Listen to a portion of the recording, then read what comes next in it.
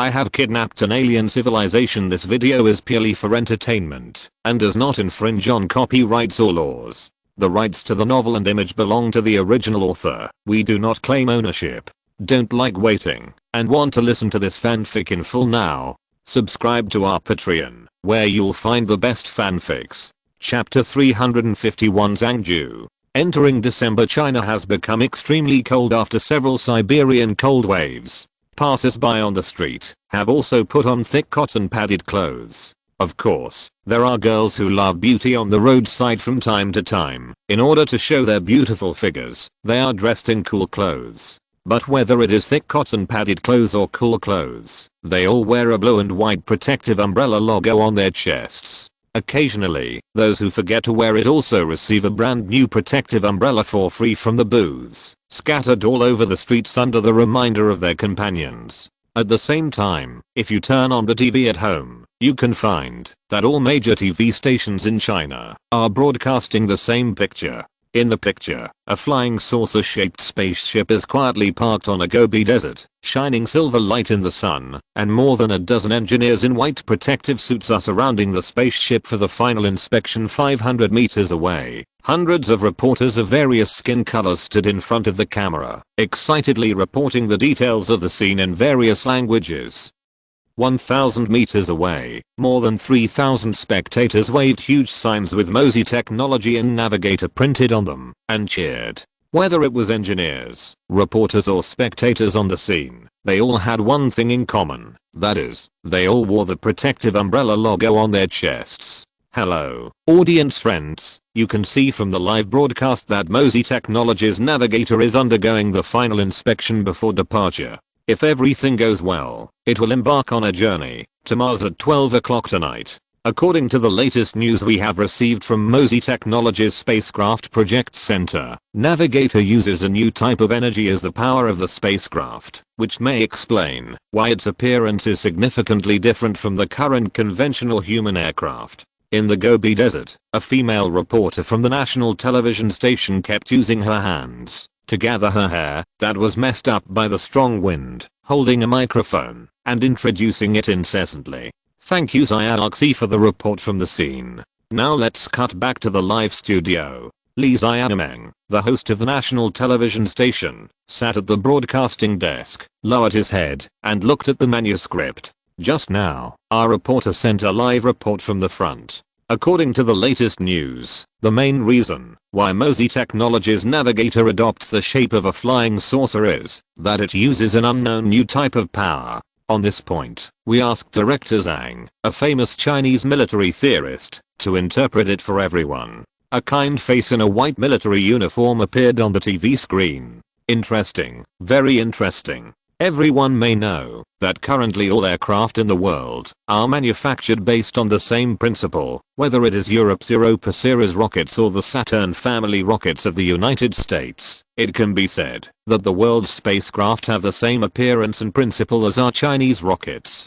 Take a hollow cylinder and then use gunpowder to pound it. Pound, pound. The more solid the pounding, the greater the power, and then light the fuse. SHHHH. The rocket flies into space. Director Zhang's vivid explanation caused the host to nod frequently. That is to say, most of the spacecraft currently used by countries around the world have a cylindrical appearance. Only under the reaction force of fuel combustion can they obtain enough power to enter space, right? Director Zhang smiled and nodded confidently. You can say that. Of course, different countries will also add some parts to their respective rockets according to their own preferences. For example, the United States especially likes to add several small wings to the tail of the rocket or spacecraft to indicate that their rocket has a high speed. And Russia likes to make the rocket body thick and large, giving people a visual impact. Then why does the Navigator have a UFO-like appearance? Is it really because the spacecraft uses a new energy source, as the reporter said? The host tried to bring the topic back. Director Zhang smiled slightly. It is possible. I once studied the Mosey Technology Laboratory and made an amazing discovery. I wonder if you have discovered it. That is, this laboratory only makes things that have never appeared on Earth, such as their Marxing battery and the quantum chip that is hailed as the beginning of the quantum era.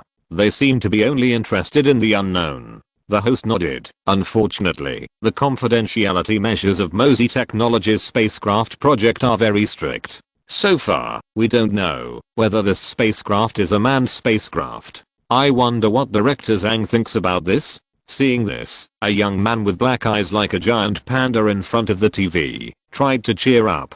He also wore an umbrella logo on his chest. Dallin, you haven't slept for 3 days and 3 nights. Go to bed. A girl in cartoon pajamas handed over a cup of coffee. The young man named Dallin stared at the TV intently. Lan, you go to bed first. I'll watch it for a while. What's so good about it? The girl pouted her lips. Isn't it just a spaceship? In order to watch it, you haven't painted for 3 consecutive days. If you continue like this, all our old customers will run away. Let them run away. Hearing the girl's words, he was slightly stunned. Anyway, I'm tired of those commercial paintings that are full of the smell of money. What a pity. If I could see it with my own eyes, I would definitely be able to paint a masterpiece. The young man stared at the TV and muttered to himself, this is a real spaceship. It's really beautiful. Beautiful? The girl heard her boyfriend attribute the word beauty to a cold machine, and she completely exploded. Zhang Dallin, I've tolerated you for a long time. Tell me, what have you achieved since graduation? You act like an artist all day long.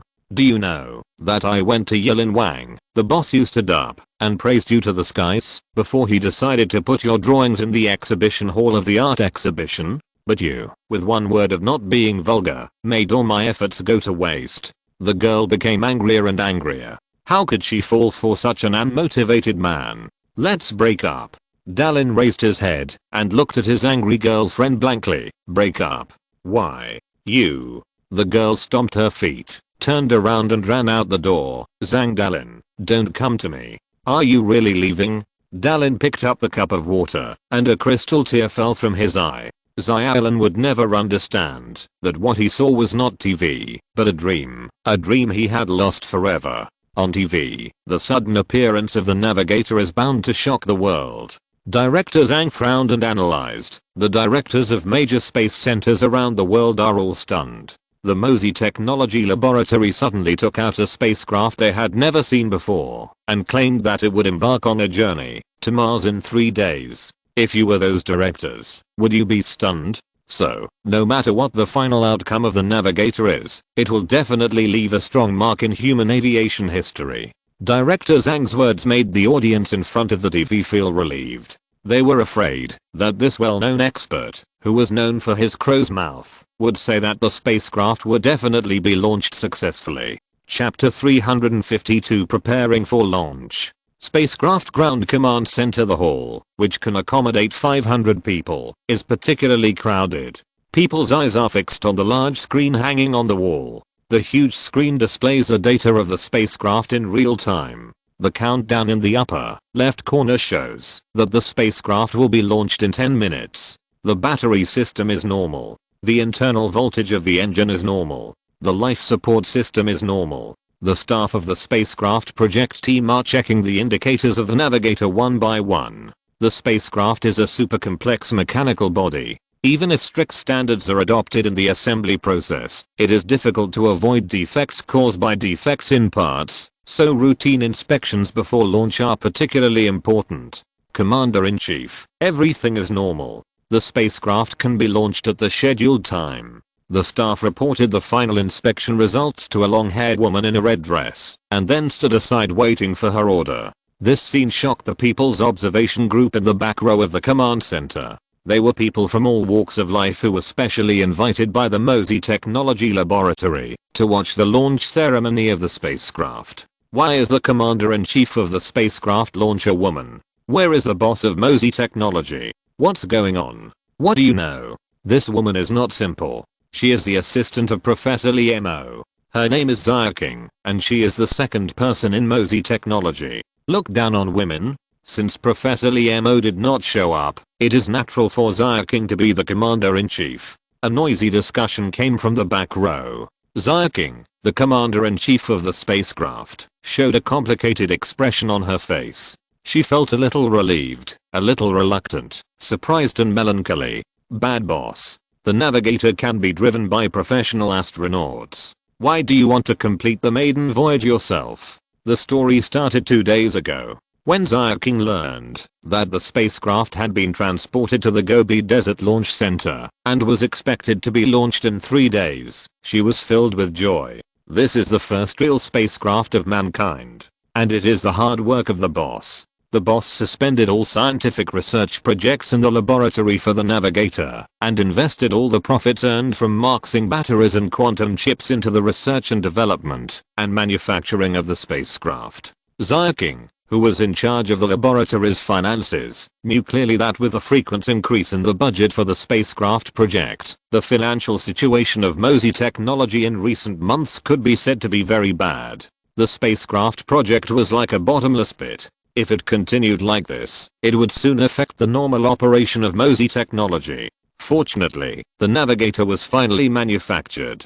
She was secretly happy when she received a call from her boss. Liamo's gentle voice on the phone made her think, "Are you preparing to celebrate?" When she pushed open the door of the office in a noble black dress, she found that her boss Liamo was standing in front of the star map in a daze. There was no candlelight, red wine, or flowers as expected. Xiaoqing was inevitably a little disappointed. She asked softly, "Boss, do you want to talk to me?" Liamo still stood in front of the star map, staring at the red planet on the map.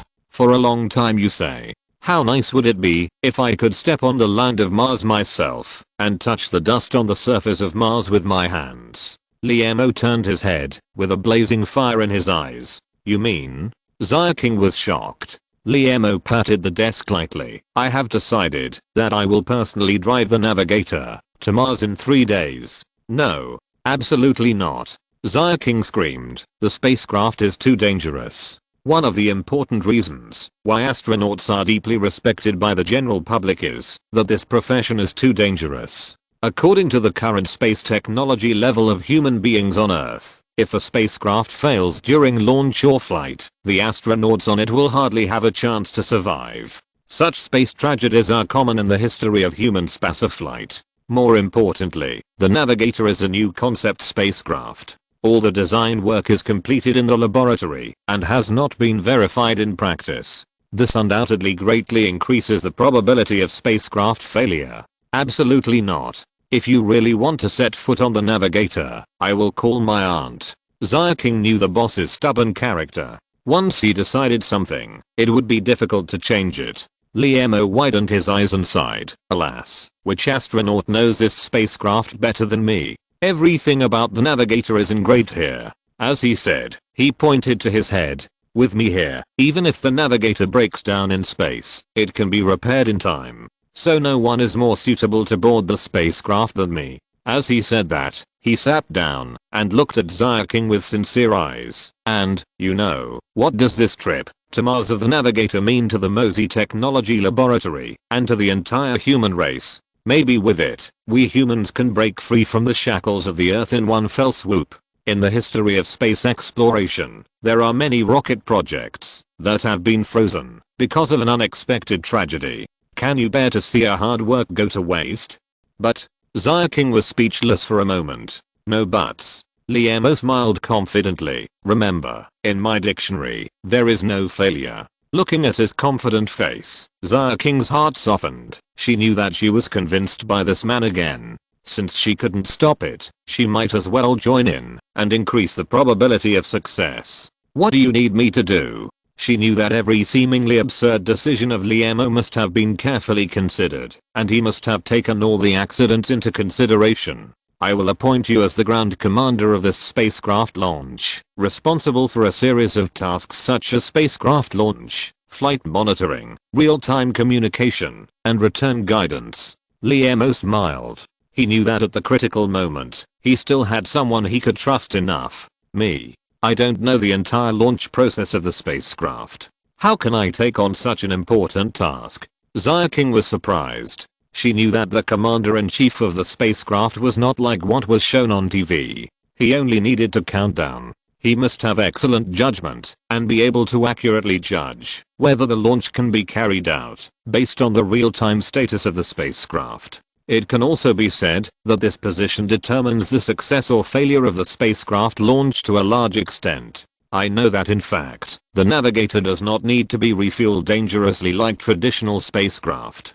Its launch is very simple. As long as all the data meet the expected standards, it means that everything is normal for the spacecraft. This is the spacecraft manual I made for the navigator. It lists various possible situations of the spacecraft and the judgments and support that need to be made on the ground. You just need to memorize it and follow the manual. Liemo said, taking a thick stack of materials from the bookshelf. Commander-in-Chief, can we launch now? At this time, the signalman at the site pulled King back to reality from her memories. The real-time data of the spacecraft on the big screen fully met the launch standards in the spacecraft manual. She took a deep breath, start the launch countdown, and officially launch in 3 minutes. Boss, your spacecraft manual must not be wrong. Chapter 353, ratings hit the charts. Inside the national television station, a man with panda eyes hurried into the director's office with real-time live broadcast data.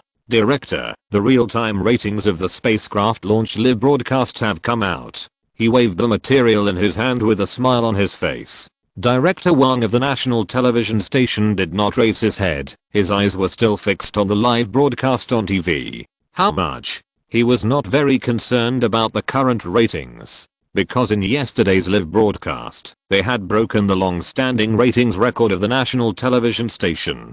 This was enough to shut up those doubters. At the beginning, Mosey Technology Laboratory announced to the outside world the plan to launch a spacecraft to land on Mars. Both the media and the scientific community had serious doubts about their plan. There are only 1.5 countries on Earth that have successfully landed on Mars. One of them is M country. M country's Mars probe has successfully landed on Mars 8 times and carried out exploration work smoothly. The other half is the polar bear country. Unfortunately, the polar bear country's probe was destroyed by a hurricane immediately after the successful landing, so it can only be counted as half. In addition, Europe and India have also launched probes to Mars, but they only conducted orbital exploration and did not actually land, which is an order of magnitude more difficult. These big countries, with their whole nation's strength, still can't reach Mars, 55 million kilometers away, let alone a private laboratory like Mosey Technology. The media questioned, is it that Professor Liemo has become arrogant after winning the Fields Medal? Building a spacecraft is not like solving a world problem, relying on paper and pen. But just when everyone was waiting to see Mosey Technology's joke, Director Wang of the national television station bought the exclusive live broadcast rights of the spacecraft landing on the moon at a sky-high price of 100 million. His behavior was also controversial within the TV station, and it was believed that this was a waste of money. Maybe Mosey Technology would have a high probability of taking out a toy spacecraft and performing drone technology in public. But when Mosey Technology's navigator appeared at the Gobi Desert Launch Center, all doubts came to an abrupt end. The sci-fi shape and cool design attracted people's attention. Even if the launch of the spacecraft failed, this newly designed spacecraft will surely leave a strong mark in the history of human aviation. The popularity of the navigator is getting higher and higher. Major foreign TV stations came to the door one after another, asking to broadcast the programs of the national TV station. Director Wang, who held the exclusive broadcasting rights, naturally made a lot of money and recovered several times the investment. The record-breaking ratings of the live broadcast program now prove his original vision. Therefore, even if the ratings are declining now, Director Wang will not have any psychological burden. 85.12%. The panda-eyed man slowly spit out a super percentage number. How much? Director Wang stood up suddenly. The ratings of the live broadcast of the navigator reached 85.12%, and it is still gradually climbing. The panda-eyed man answered excitedly. This is not scientific. Director Wang was surprised. The ratings of the live broadcast of the spacecraft yesterday were 49%, which had broken the ratings record of the national TV station. This record was created by the magical match between Brazil, the host of the World Cup, and Germany. If a TV program wants to have high ratings, it must have a hot topic, just like the game between Brazil and Germany. All the players who appeared were superstars with their own traffic. and it was praised by fans as the peak battle between the happy Samba and the German tank. The most important thing is that the game was incredibly one-sided. The host Brazil, which was given high hopes, was beaten 7-1 in the game. The wonderful goals stimulated the hormones of the audience, which created a national TV ratings record. Although the live broadcast of the launch of the pilot spacecraft attracted people's attention, after all, not everyone is interested in human space exploration activities.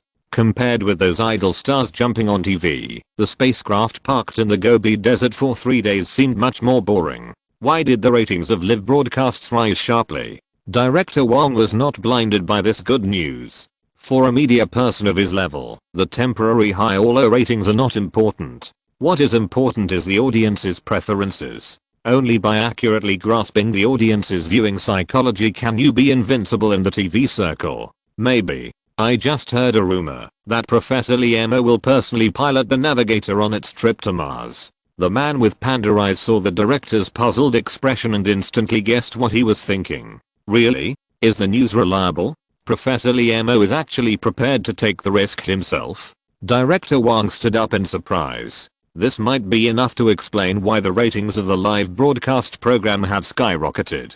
After all, Professor Liemo has long been a household name in China. The man with panda eyes nodded. It's quite reliable. The commander-in-chief of the spacecraft command center is his assistant Miss Xiaoqing. At this critical time, if Professor Liemo is not in the spacecraft, where would he be?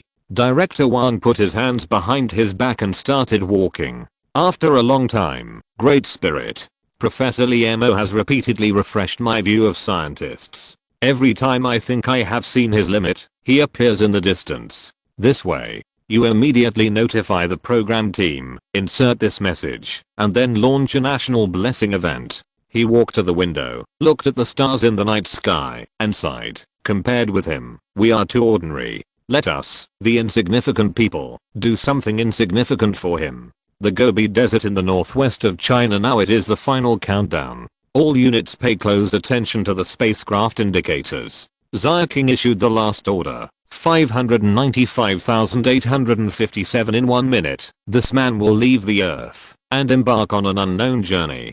1098. The real-time picture of Liemo and the spacecraft suddenly appeared on the big screen, and at the same time, major TV stations around the world also switched the live broadcast signal to the interior of the spacecraft. Hello, human beings on Earth.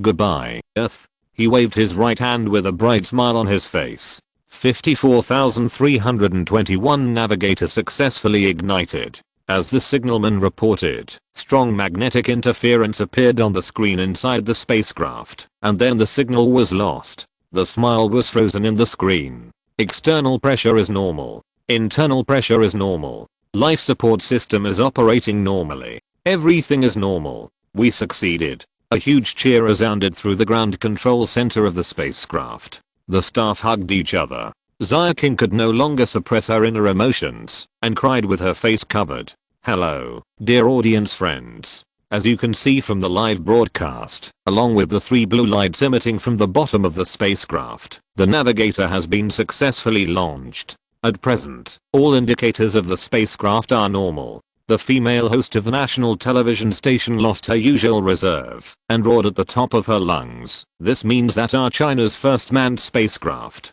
to land on Mars has taken the first step of a long journey. This is Professor Liemo's feat. It is China's feat. It is the feat of all mankind. After the passion burst out, the female host calmed down a little. According to the news revealed by the Navigator's Ground Command Center, the chief designer of the spacecraft, Professor Liemo, a great scientist in China, is personally driving the Navigator at this moment, flying towards the destination Mars. Here, let us send our most sincere blessings to the Navigator and Professor Liemo.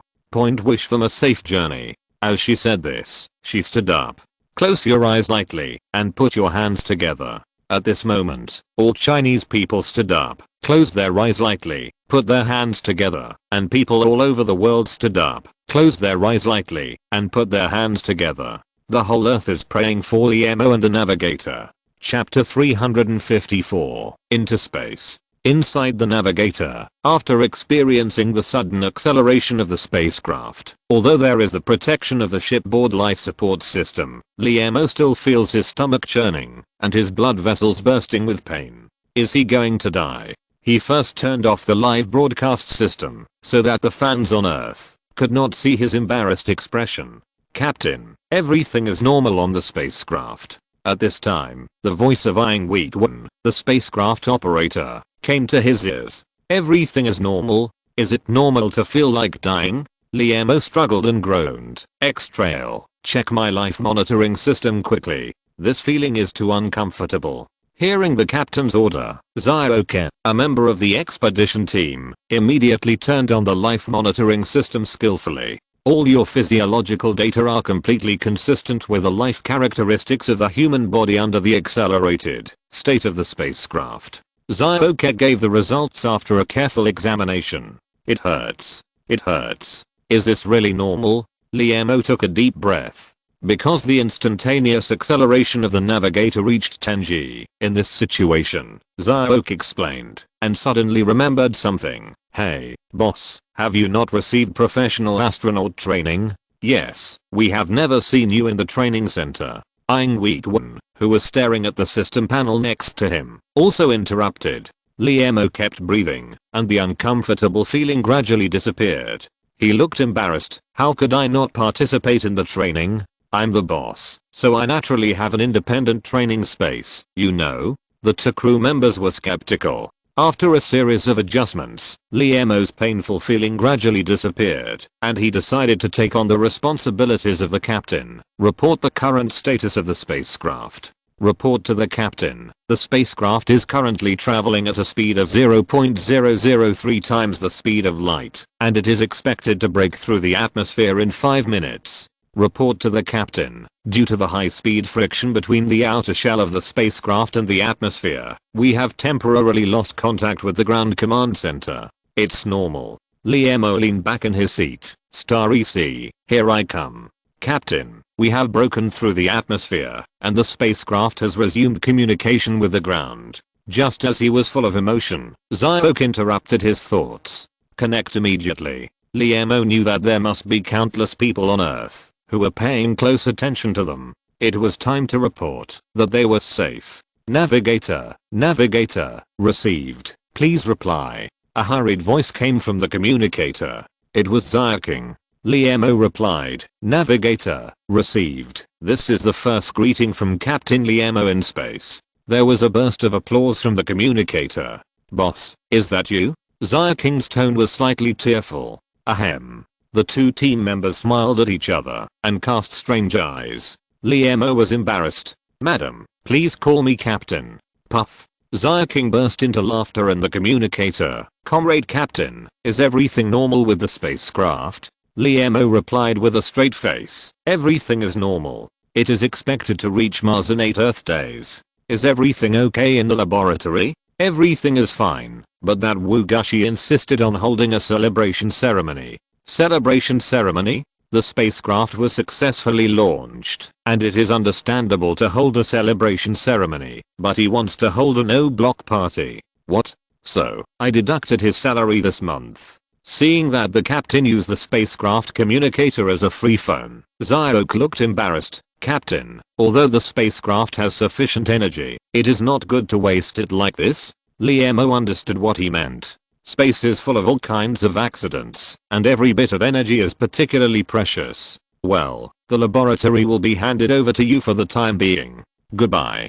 "Goodbye." After hanging up the space phone, Liam breathed a sigh of relief and took a look at the star map. The spacecraft has now reached the conditions for automatic driving. After just a few hours in this space of more than 10 square meters, he could no longer bear it. He stood up and came to a palm-sized glass window. Just such a small piece of glass cost 1 billion research funds. It is composed of special structured silicon dioxide crystals and can withstand high temperatures of more than 10 million degrees. At this time, he had completely understood why the Roland people in the Hieronymus starfield regarded glass as a treasure in the story that the big-headed Pajero people had told. This universe is too vast. The astronomical distance between galaxies means that even those spacecraft equipped with hyperspace engines need several years to arrive. Staying in a small dark room for several years. It's scary to think about it. He moved closer to the glass window. A ray of light from the star sun passed through the glass window and fell into the spacecraft. Although the distance between the spacecraft and the sun did not shorten much, Liemo always felt that this dazzling background plate seemed to be fatter. The moon is already close at hand, and the huge crater is clearly visible. In the distance, it is a dark universe, with only a few stars visible to the naked eye shining. This is the universe. Captain, can I take a look? Zyok's voice came from behind. Liemo looked puzzled. Aren't you professionally trained? He knew that, in order to become an astronaut who could step into space, in addition to going through layers of selection, rigorous training was essential. For example, staying awake without eating for 3 consecutive days, being able to instantly point out the direction after 100 high-speed rotations, staying in a dark room for 2 consecutive weeks without any psychological fluctuations, etc. The training is to ensure that our astronauts can successfully complete the mission under special circumstances. It is not required that we live in such an environment every day.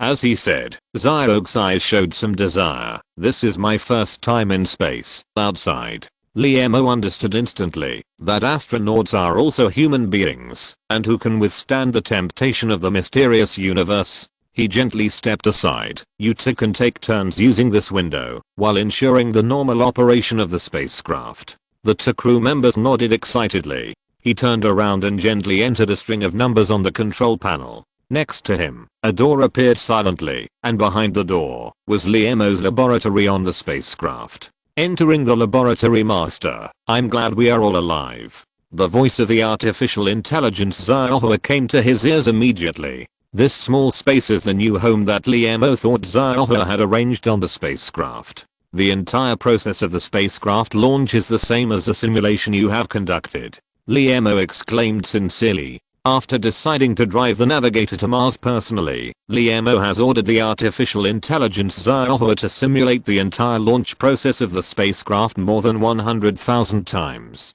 In these more than 100,000 simulations, the launch of the spacecraft failed only 3 times. The first time was a meteorite with a diameter of up to 1,000 meters from space directly hitting the navigator on the ground, causing damage to the hull. The second time was that a magnitude 9 earthquake suddenly occurred in the Gobi Desert, and the navigator was trapped in a crack of hundreds of meters. And the last time was that the spacecraft was attacked by 10 large-yield atomic bombs at the same time.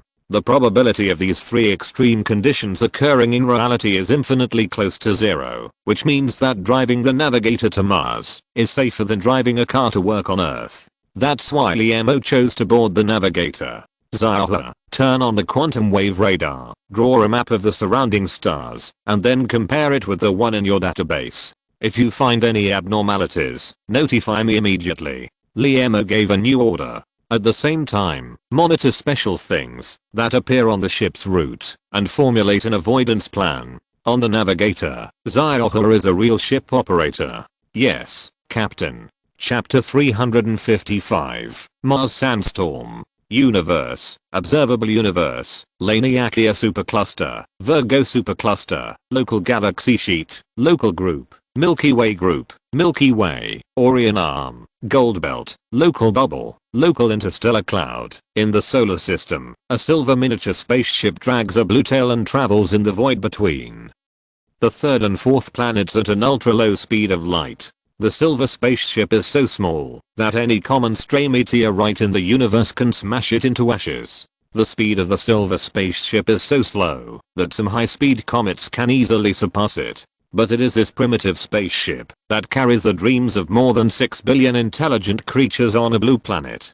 On the Navigator spaceship, Liemo ended his last global live broadcast program because now they are not far from their destination, Mars. The mystery of the universe can be shared with the whole world, and the treasure on Mars belongs to him alone. It's about to enter the deceleration state. Week 1, the spaceship operator, reminded, Captain, please be mentally prepared.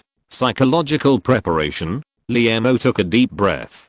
Sure enough, as the speed of the spacecraft dropped rapidly, a strong feeling of discomfort came again. However, this time the physical discomfort lasted only a few seconds. Perhaps because his body had already remembered, he did not have the near-death experience when the spacecraft took off. "Captain, are you okay?" Zyok on the side kept an eye on his condition. Liemo nodded in thanks. "It's okay. I feel much better this time." His calm expression made Zyok scratch his head in confusion. It shouldn't be. At the beginning, he had gone through 3 full months of training to overcome the discomfort caused by acceleration. But the captain's comfortable expression showed that his body had completely adapted to the huge acceleration of the spacecraft.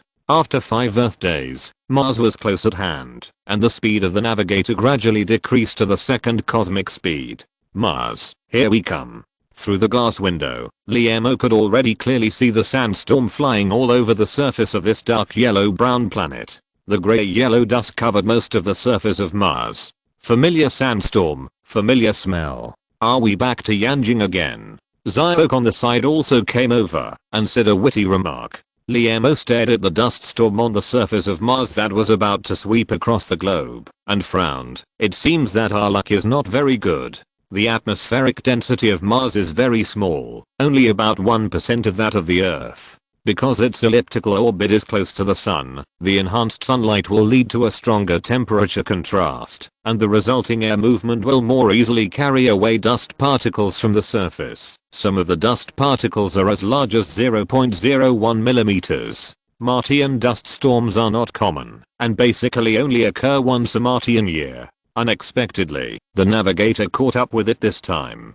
With such a big dust storm, it will be difficult for the navigator to find the exact landing site. And with such a strong wind, we can't go out on the ship to carry out exploration missions. Zyok frowned. Liemo smiled and shook his head. "You've watched too many science fiction movies. The Martian sandstorm is visually spectacular, but it's not very powerful. You can't even fly a kite under such wind speed." In foreign blockbusters, for commercial art and plot considerations, this powerless sandstorm is often portrayed as a super disaster. "Then can we land immediately?" Zyok showed his joy. He was a member of the spacecraft's expedition team and had long been looking forward to landing on this planet where no Earthlings had ever been. Liemo shook his head again. On the contrary, although the wind force of the sandstorm on Mars is not strong, the Martian dust raised can cause damage to some highly sensitive instruments. So, we still need to wait. According to the climate records of Mars, this sandstorm will generally disappear in about 6 days. After listening to his analysis, Zyok showed a sad face. "Alas, it is so close, but we still have to wait so long. A planet full of unknowns is waiting for guests from Earth to unveil its mysterious veil, but these guests are waiting for it to wash its face." Liemo can fully understand Zyok's eagerness, but this is the maiden voyage of the navigator, and it is also the first time for humans to set foot on Mars. There are countless unknowns.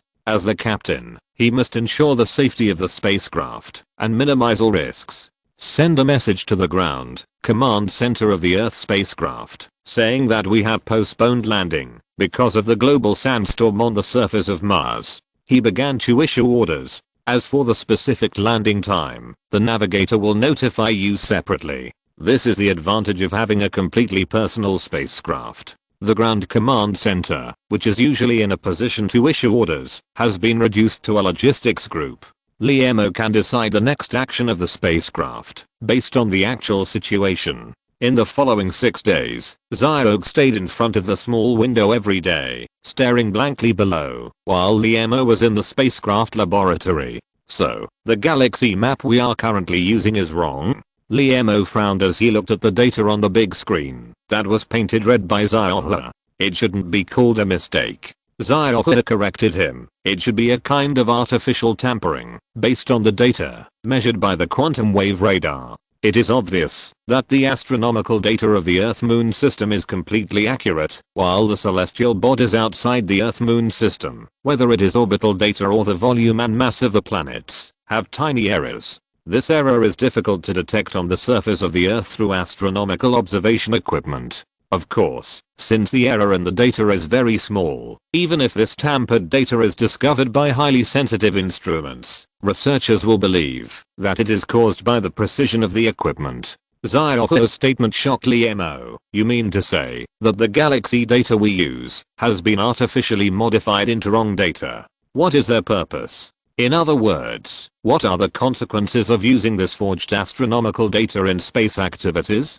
Xiaohu replied, since the error of these data has only changed in the 6th decimal place, it has little impact on general low precision space activities, such as launching space probes and satellites, but it will have a serious impact on flight activities that require precise coordinates, such as landing probes and manned spacecraft. Wrong coordinates will cause them to deviate from the preset landing point, thus causing great trouble to the space program. He had completely understood what Xiaohu meant. If the tiny errors in the galaxy map they were currently using were caused by objective reasons such as detection methods, then why did the data of the Earth-Moon system not show such tiny errors? There was only one reason, that is, this error was intentionally made by a certain force, and it was a small trap they set for pursuers in the space field. Fortunately, thanks to your reminder, I have fixed this error, and the landing point of the navigator will not be deviated at all. Xiaohu added. Liemo smiled bitterly and shook his head. This was really a clever method. Even if he revealed this error method to the world after returning to Earth, the initiators would completely shirk it by saying that it was an instrument error. Chapter 356. One small step for mankind. 6 days later, the global dust storm that had been raging on the surface of Mars finally dissipated completely. Ground Command Center, this is Navigator. We are about to land on Mars. Ground Command Center, this is Navigator. We are about to land on Mars. Zizzy, this is the Ground Command Center. Navigator, I wish you all the best. Turning off the communicator, Liemo ordered to start the landing program of the spacecraft. The spacecraft operator eyeing weak 1 pressed the green button on the control panel. The navigator began to slowly descend. It's too simple. This is a real spacecraft. Eyeing weak 1 even stood up from the driver's seat and stretched his waist. Just a light press can achieve automatic landing. It's so cool. Liemo looked at the Mars land getting closer and closer outside the glass window, smiling without saying a word. This is why Marx in technology would rather spend a huge amount of money to find another way to develop a new type of spacecraft. Traditional space rockets and spacecraft are just a large firecracker in front of the navigator and are not competent for the task of space exploration. Landing countdown 54,321. As the spacecraft counted down to the end, the navigator landed steadily on the Martian plane. 10 minutes later, Liemo, wearing a spacesuit, gently opened the hatch and was about to walk out of the spacecraft. Captain, please wait a moment. Wait for me to turn on the camera. Okay. Xiaohu made an okay gesture. Liemo reopened the hatch and gently jumped out. When his feet stepped on the Martian land, he turned around and made a V gesture to the camera. This is a small step for me, but a big step for mankind. Then, he turned around and walked lightly on the red Martian land. Perfect. Xiaohu looked at the picture in the camera and exclaimed. Textbook performance. He knew that this picture would become an epoch-making monument in the history of human civilization on Earth. A moment later. Hey, Captain, you seem to have gone in the wrong direction. The Gusev meteorite impact crater is on our right hand side. Liemo turned around and touched his helmet embarrassedly. I feel a bit overwhelmed by the feeling of being the first person in human history. Kashke, Captain, you are so honest. The Gusev crater on Mars is known as the quietest place on Mars. Even the dust storms that sweep across the surface of Mars every year rarely disturb this place. But today, the situation seems to be a little different. A red space excavator appeared at the edge of the crater. A 50 centimeter high ridge blocked the excavator's way. It slightly pressed its upper arm, supported its body with a bucket, and then pressed down its lower arm. The track wheels were half suspended in the air, and it instantly climbed over the ridge. The movements were smooth. Captain, you drive this multifunctional space excavator really well. Kashke gave a thumbs up in the passenger seat. Of course, I was also an outstanding graduate of Langxiang back then.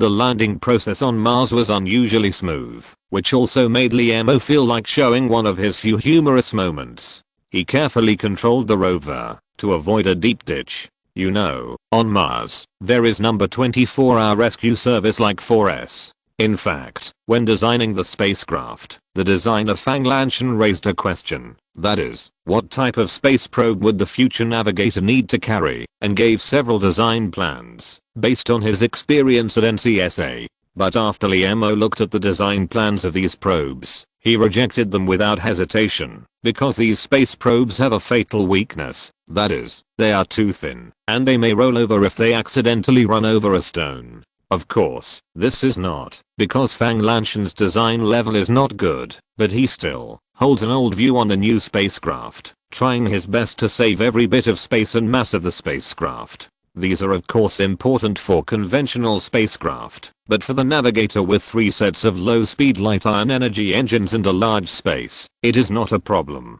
Liam's requirements for space probes are practical, stable, and all-terrain. He doesn't want to fly tens of millions of kilometers and finally return empty-handed because of a problem with the probe. At this time, a kind of fieldwork expert on Earth came into his eyes: an excavator. Is there any other machine more suitable for fieldwork than an excavator? Thus, a space exploration vehicle that looks like an excavator was born in the hands of engineers from Mosey Technology Laboratory. It has the powerful off-road function of an excavator and is powered by electricity. They call this detector a space excavator.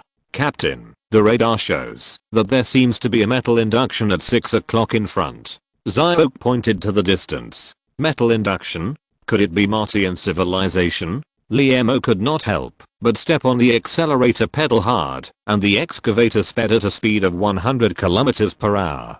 Beep beep beep beep beep. In front of a small sand dune on Mars, the alarm of the highly sensitive radar made a continuous roar. This is it. The metal induction shown by the radar is located inside the small sand dune. Liam and Zyok smiled at each other. After becoming the first person to land on Mars, they will become heroes on Earth who discover alien civilizations. Applause and flowers, glory, and money are at your fingertips. With excitement, Liam operated the bucket of the exploration vehicle, the excavator, and gently shoveled away the Martian dust on the top of the sand dune. As the excavator dug, the sand dune became smaller and smaller.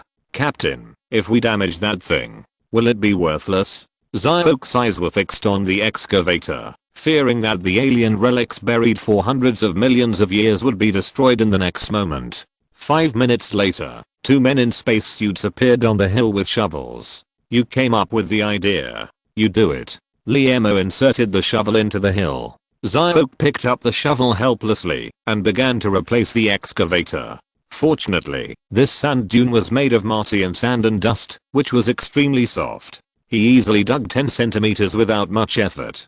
Dang, the shovel seemed to touch a metal object. The two immediately threw away the shovel and cleaned it with their hands. They didn't want to see news such as regret. Mysterious Martian relics appeared on the surface of Mars, but were destroyed by astronauts with shovels after returning to Earth. After some careful cleaning, a metal mast with 2 huge lenses appeared at the bottom of the sandpit, and the lower part of the metal mast was still buried in thick dust. Metallic paint texture, completely symmetrical design, sophisticated design, and a material that is still strong after hundreds of millions of years. Man-made. Is this a Martian telescope? Liam couldn't help but frown. From the appearance and structure of the 2 lenses, it can be clearly seen that they are a complex focusing camera device. This symmetrical panoramic dual camera is also the top existence even in the current Earth photography technology.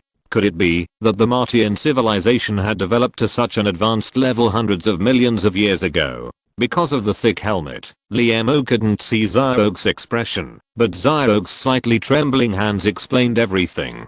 The two took a deep breath and looked at each other at the same time. Keep digging. Dig it up. The appearance of this level of artifact can definitely change the perception of humans on Earth about Mars. Zyok is indeed a professionally trained expedition member. He used the 15-kilogram shovel with great power, and the sand and soil splashed.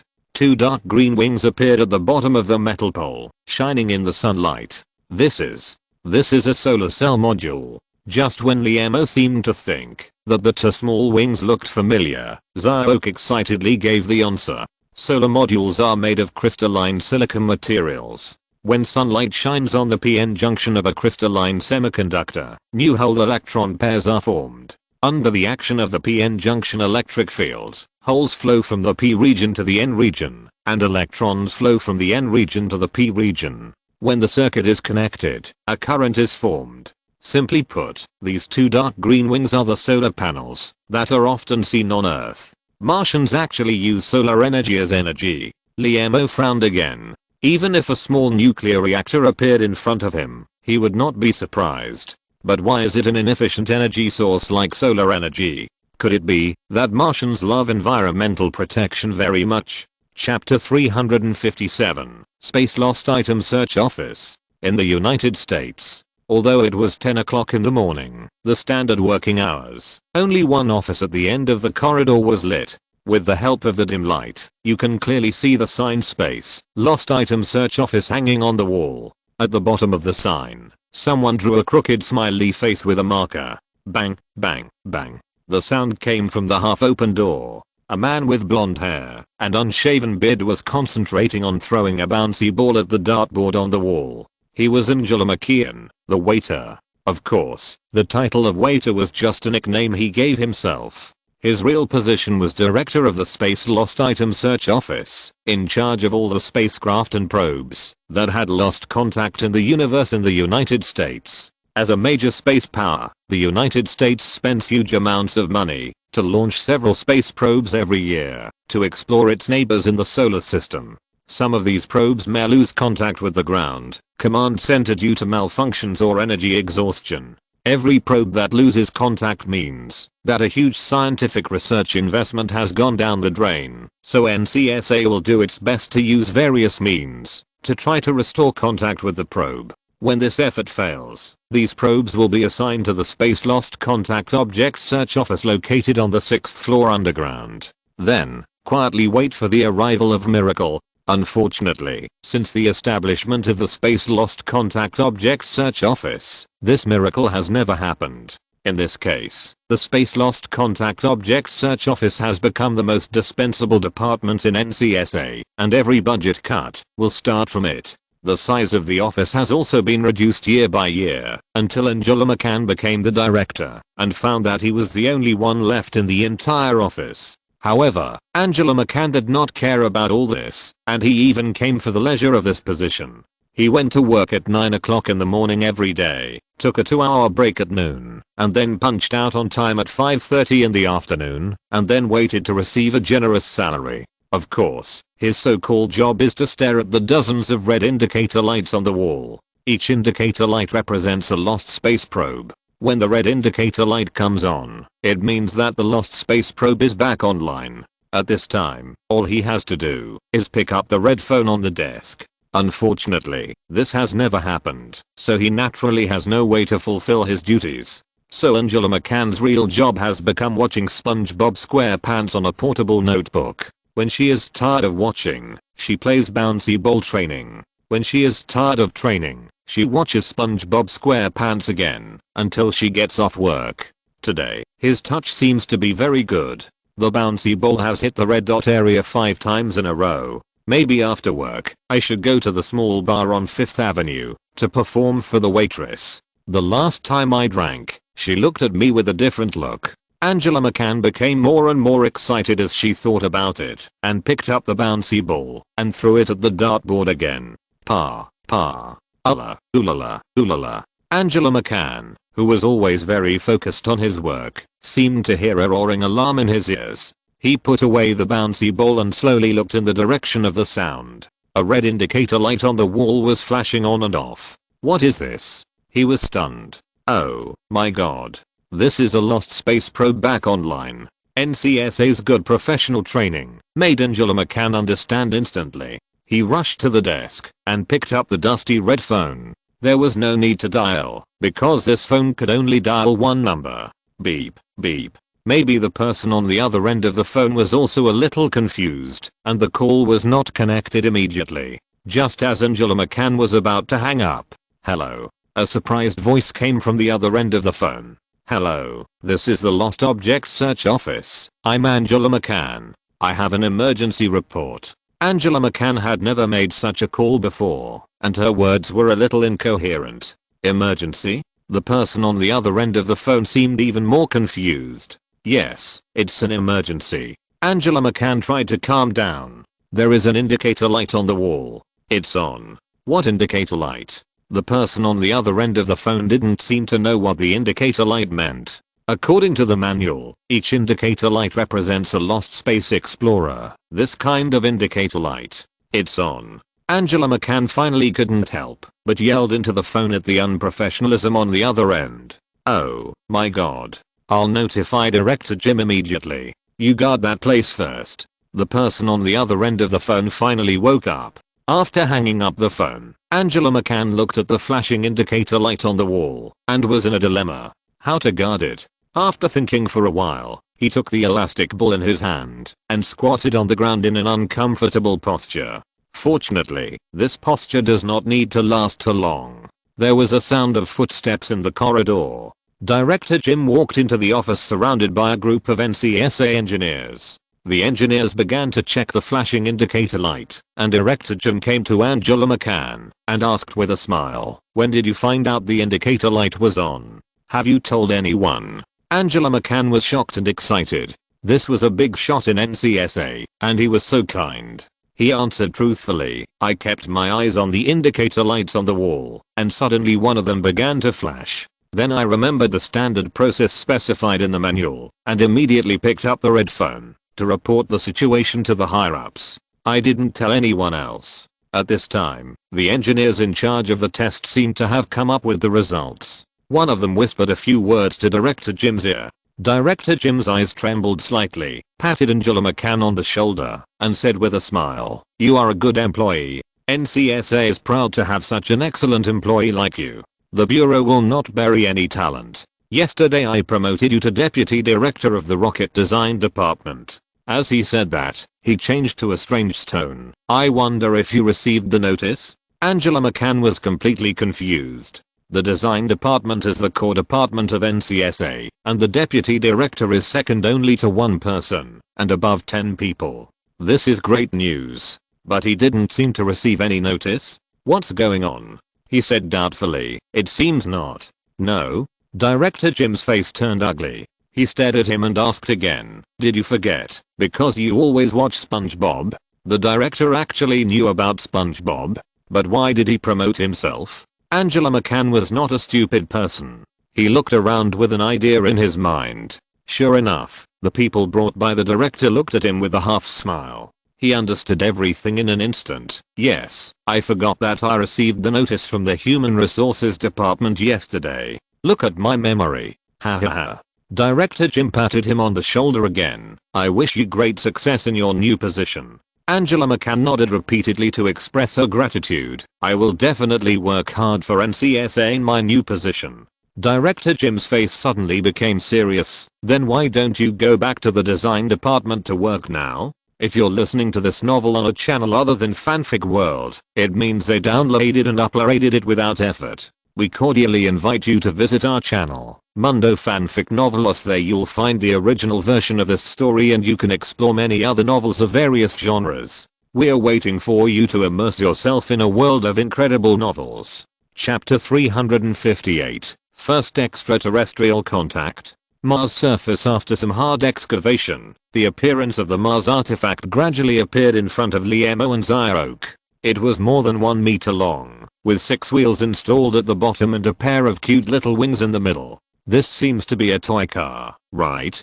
Zyroke tilted his head and tried to analyze the purpose of the Mars artifact. Liemo rolled his eyes at him. "Is your toy car so ugly? Maybe the Martians have a unique aesthetic sense." Zyroke has already identified it as a Martian toy car. "No matter what it is, take it back first." Liemo turned and walked towards the space excavator. He was going to find a towing rope to drag the Mars artifact back to the navigator. Suddenly, Zyroke exclaimed from behind, "Captain, it moves. Its eyes are moving." Liamo immediately turned around, and sure enough, the eyes installed on the Mars artifact were slowly moving, and it seemed to be alive. Lie down. This may be a Martian weapon.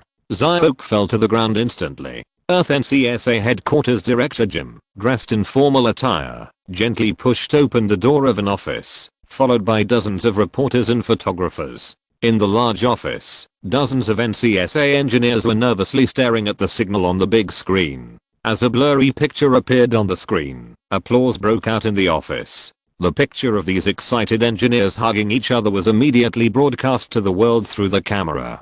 Dear viewers, you can see from the big screen that we have contacted the Spirit Mars rover that has been out of contact for a long time. Director Jim introduced with a smile. Although the picture is blurry, it can be confirmed through the monitoring system that all functions of Spirit are normal. It's alive again. Flashes of light continued, and exclamations were heard everywhere. At this time, Director Jim sighed in his heart. Does God really exist in this world? Since he took office, in order to promote his concept of the Great Space Age, he led NCSA to launch more than 10 probes into space. Although he has achieved a lot, with the gradual loss of contact with Mars probes such as Curiosity, Spirit, and Opportunity, opposition within Congress has become increasingly louder. Many members of Congress believe that it is an extremely wasteful thing that NCSA spent billions of dollars to launch a probe, that it was damaged by a small piece of Martian rock.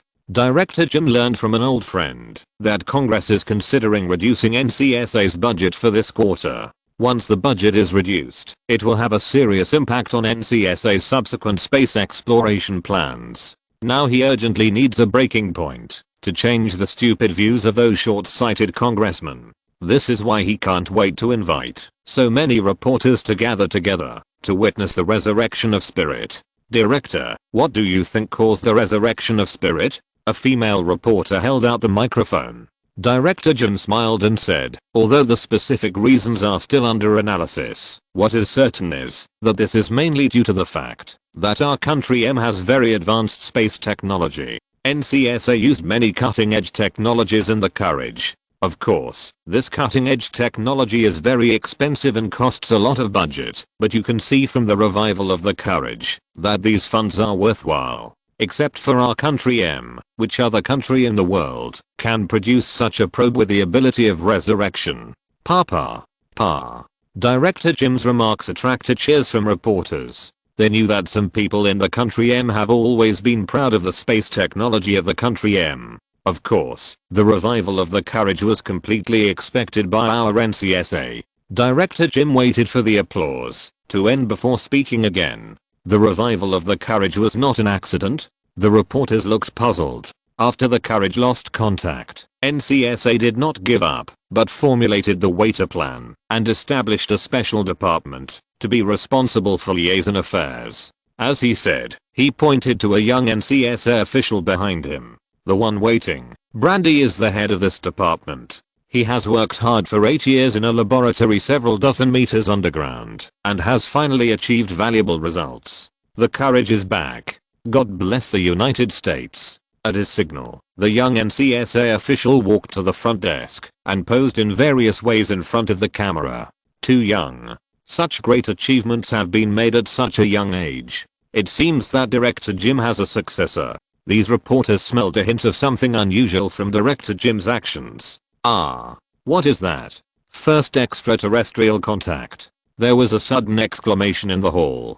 Director Jim turned around and found that the images sent back from Mars on the big screen were much clearer, and the images of the surface of Mars could be clearly seen. At this time, through the big eyes of the Spirit, the people on Earth in front of the big screen saw a horrifying picture. 2 giant eggs shining with metallic light appeared behind the Martian soil pile only a few dozen meters away from the Spirit, and the 2 giant eggs seemed to be shaking slightly. What is this giant egg? Is this Martian life? People were stunned. They stared at the scene on the big screen with their eyes wide open and their mouths slightly open. Director Jim was the first to react. Immediately start the extraterrestrial contact level 1 plan. Call the members of the extraterrestrial civilization contact team. Through simple judgment, he was 100% sure that the two giant eggs on the surface of Mars were definitely a kind of life, which meant that the resurrected spirit had discovered a kind of life on Mars. NCSA discovered a kind of Martian life. Director Jim discovered a kind of Martian life. The reporters behind him and the millions of TV viewers will become the best witnesses to witness this moment when Director Jim created human history.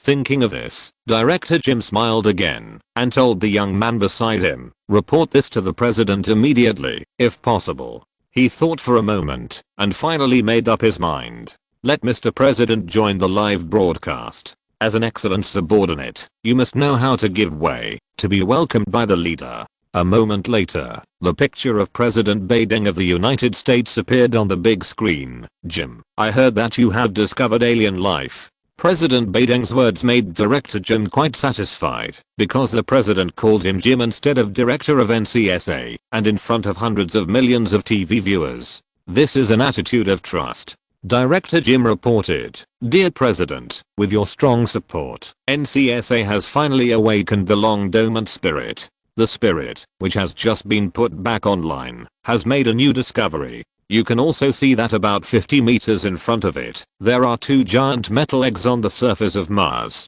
There is no doubt that this giant egg should be the life on Mars." His words aroused the interest of President Biden. "So Martians are over Paris?" "It is very likely." Director Jim did not care about the reproduction method of Martians. He just wanted to make sure that the spirit discovered a kind of life. Now we at NCSA will operate the spirit to explore the specific situation of the giant egg.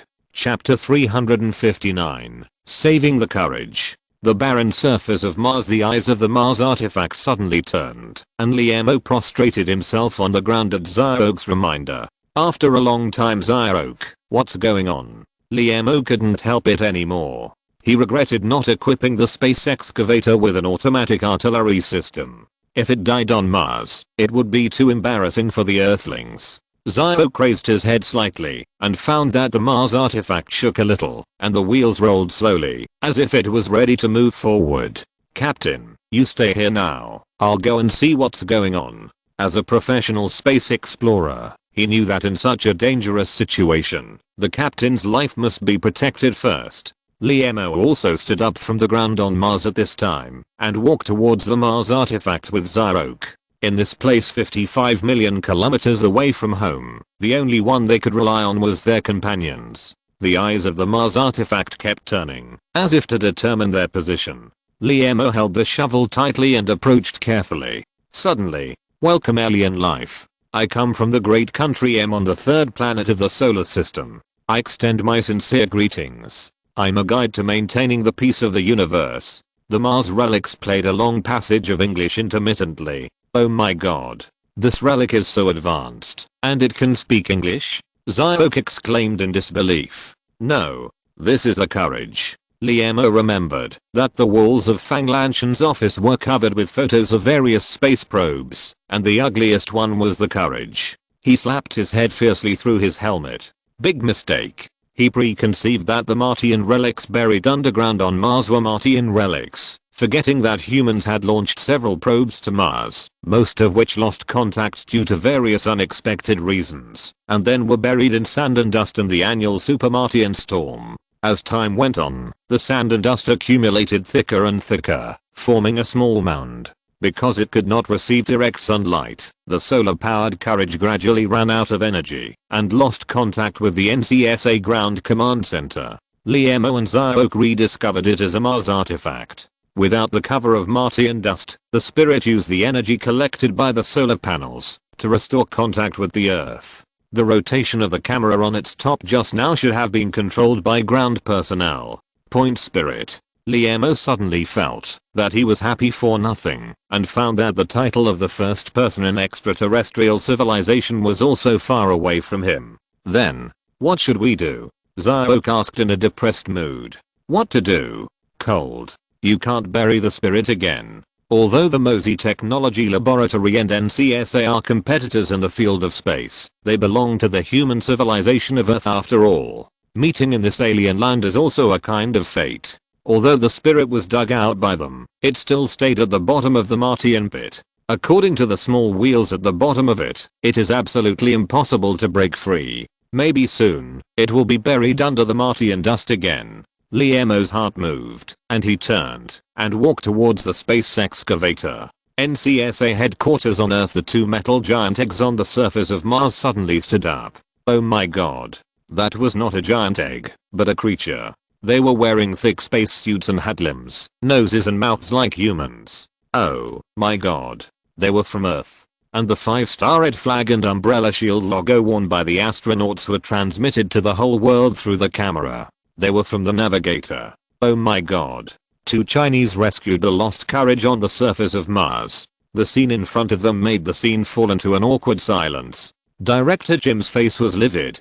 Damn Mosey technology. Damn Navigator. Unlike the fanfare of NCSA every time it launched a probe, the Navigator only broadcast live during the launch phase. Professor Liamo gave several science lessons to children all over the world and space. Since then, the live broadcast signal between the launch and the Earth has been cut off, and only occasionally sent back news that everything is normal. Manned landing on Mars is a difficult task that even the great country of M dare not try easily. In the eyes of the people of M, this is a manifestation of the Navigator's fear of failure. After arriving on Mars, the Navigator encountered the annual Mars super dust storm, which made them more certain that the Navigator's mission would definitely fail. It's just a pity for Professor Liamo, a human genius. They didn't expect that they would meet the crew of the Navigator in this way, and on this occasion, it seems that their mission to land on Mars was successful. It's Professor Liamo.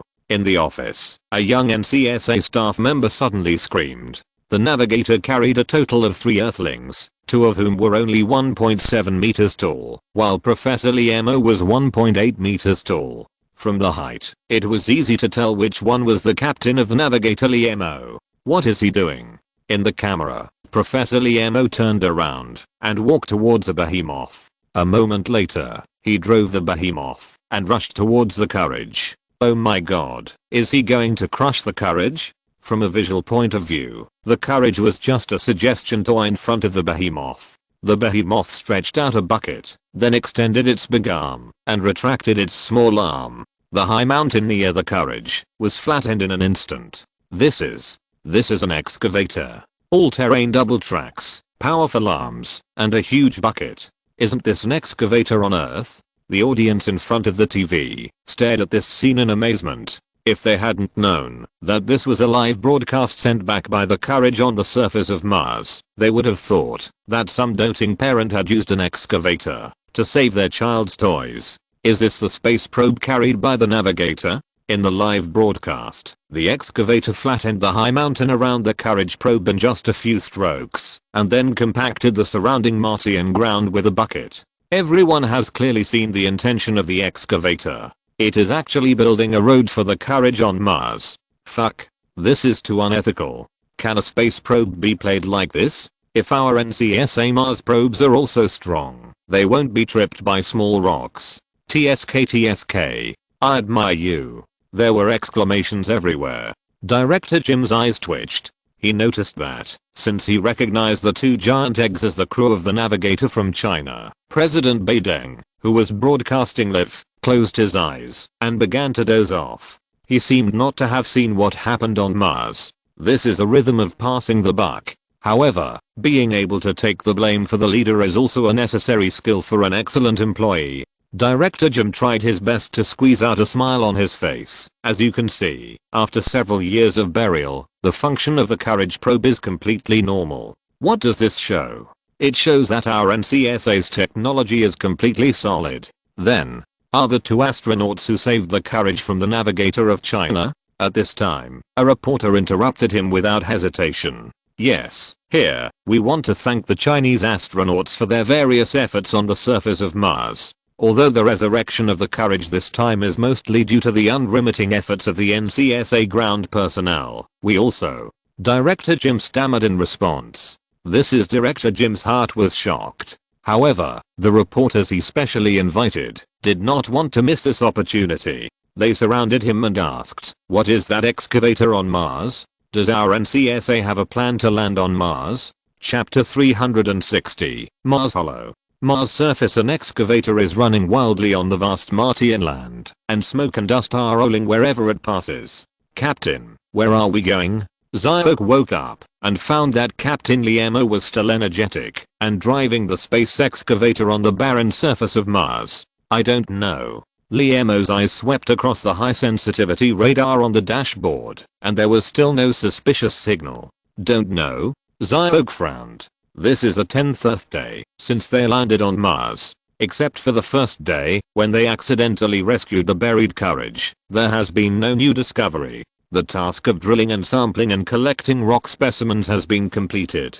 According to the scheduled plan, they should now take the Navigator spacecraft to embark on a journey back to Earth. But Captain Liemo doesn't seem to have any intention of returning. Instead, he drives the excavator wildly all day, as if he wants to rely on the violent space excavator to step into every corner of Mars. Although Mars is only 1/7 the size of the Earth, it is not something that a small excavator can travel across. When will this end?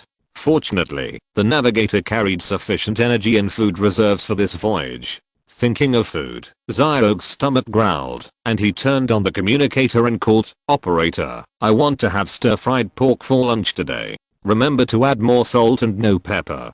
"Captain, what do you want for lunch?" "As usual."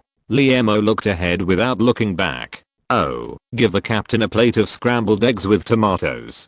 Point got it. The voice of Guan Weiguan, the spacecraft operator, came from the other side of the communicator. Today is the 20th day after landing on Mars. The energy materials carried by the Navigator have been consumed by 2/3. Maybe it's time to go back. Liemo decided to start the return plan after exploring the canyon area ahead. In these 20 days, he drove the space excavator to explore the area of thousands of kilometers, but unfortunately there was no new discovery. Perhaps only after returning to Earth and studying the tons of Martian rock samples collected, can we know what the harvest of this space exploration is. Is there no life on Mars at all? Liemo carefully operated the space excavator and passed through a gully area. Beep. Beep. The highly sensitive radar sounded an alarm. "Captain, the radar shows that there is a piece of metal under the surface of Mars 500 meters ahead." Dozens of targets suddenly appeared on the radar screen at the same time. It's not one piece. It's many pieces of metal. There are multiple sensing points on the radar. Zyok reported stutteringly 500 meters. Liemo looked up and saw that there seemed to be a Martian rift zone 500 meters away. He slowed down and drove slowly towards the rift zone. This is a rift made of red Martian rocks. The width of the rift is not large, and the incision is flat and smooth, like a piece of tofu cut in half by a knife. It should be a crack caused by the movement of the Martian plate. How deep is it? Zyok picked up a stone and threw it into the rift. Pop! The sound of a stone falling to the ground came from the rift. Liemo looked at the time. It took 10 seconds from the time the stone was thrown to the time the sound of the stone falling to the ground was transmitted. Considering that the gravity and air resistance on Mars are relatively small, it means that the depth of the rift is at least 1,800 meters. It's too narrow. The Navigator can't go down. Zyok estimated the width of the rift and shook his head. Is he going to go into the treasure mountain and return empty-handed? This is definitely not Liemo's usual style. He turned back to the space excavator and adjusted the radar mode. The radar showed that the metal signal was only 500 meters away from the surface of Mars. If those metals are man-made, there is a high probability that there is a hole 500 meters away from the rift. There is a way. He picked up the communicator, calling the Navigator. Navigator received. Please move forward to the coordinates A1278, F8982 area. We have a new discovery. Half an hour later, the two astronauts hung Liemo, who was tied up like a dumpling, on the bucket of the space excavator. The other end of the rope was connected to a motor machine, and a simple human crane was made. Captain, are you sure you want to do this? This is too dangerous. Zyok shouted at Liemo, who was hanging in the air. Let's start. Liemo closed his eyes. The spacecraft couldn't go down. This was the only way. One manipulated the space excavator to move slowly, carefully approaching the rift valley, and the bucket stretched out to the sky above the rift valley 1 centimeter at a time. Perfect. Liemo looked at the bottomless abyss under his feet and gave Guan Weekwon a thumbs up. Start releasing the rope. As the motor turned, Liemo, hanging on the bucket, began to slowly descend. Captain, if you feel any discomfort, please sound the alarm immediately. Weekwon and I will pull you up immediately. Zyok lay on the edge of the rift valley and shouted with a walkie-talkie. Received. Please continue to release the rope. The motor continued to turn 100 meters, 200 meters, 500 meters as a breeze blew. The rope began to swing left and right. Zyok stared at the black spot in the rift valley nervously, and Guan Weekwon's hand kept his finger on the motor switch. Stop. Snap. Guan Weekwon pressed the stop button. I found a hole in the rock wall of the rift valley, and the excavator retracted its arm. Liemo's voice came from the walkie-talkie. The space excavator slowly moved its arm. Okay. Stop. 512 meters above the surface of Mars, Liemo, who was suspended in the air, took advantage of the swing of the excavator's big arm and jumped lightly, stepping onto a hollow. He untied the rope on his body and picked up the walkie-talkie. I have arrived at the target area. You wait for the signal above. Received. 1 week 1 received. Captain, please be safe. Zyok. This hollow is more than 2 people high, and the rock wall is extremely smooth, which is an obvious product of wisdom. Liemo suppressed his inner excitement and took out a tactical searchlight from his backpack. In an instant, the light dispelled the darkness, and the rock wall deep in the hollow seemed to be engraved with complex lines. The searchlight moved closer. It's a rock painting. On the rock wall, the simple lines carved deeply vividly formed a series of exquisite pictures. Plants, all kinds of plants.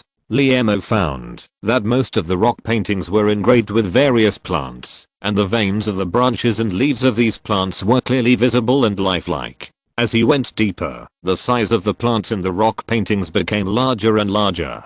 Is it true that there are only plants on Mars? So what species engraved these rock paintings? He did not believe that plants had the ability to carve on rocks. No. It seemed that he had overlooked something. Liemo turned around in confusion and returned to the first rock painting. This rock painting engraved a prokaryotic organism floating in a liquid similar to the ocean. Several lines on the mural expressed the existence of water. In the next second rock painting, the prokaryotic cells in the liquid evolved into multicellular groups. In the fifth rock painting, the engraving became a plant with rhizomes. This is the evolution of Martian life. Liemo understood that the rock painting described the entire process of the evolution of organisms from single-celled organisms to plants. Plants with wisdom? With such doubts, Liemo continued to read with a tactical searchlight. In the following 12 rock paintings, the protagonists were still plants, but they were more diverse and larger in size. Until the 13th rock painting, the plants disappeared, replaced by a circle with several lines drawn around the circle. This is the sun. Liemo instantly remembered the stick drawings he had drawn before. But why use a rock painting to engrave the sun alone? Didn't the sun exist in the sky above Mars before? This is impossible. Liemo immediately rejected this absurd idea. Chapter 361 Rock Paintings. In the subsequent 14th rock painting, various tall Martian plants appeared again, but a scorching sun appeared above them at the same time. Under the scorching sun, the lush branches and leaves of Martian plants began to wither.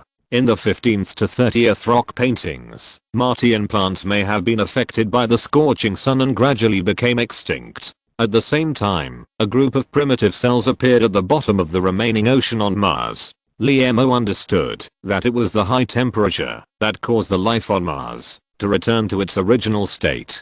Starting from the 31st rock painting, the primitive life group began to evolve rapidly at the bottom of the ocean, and the first flatworm and the first annelid appeared one after another. Until the 51st rock painting, the first reptile appeared on the surface of Mars. At the same time, the scorching sun, which symbolizes high temperature, also disappeared from the rock painting.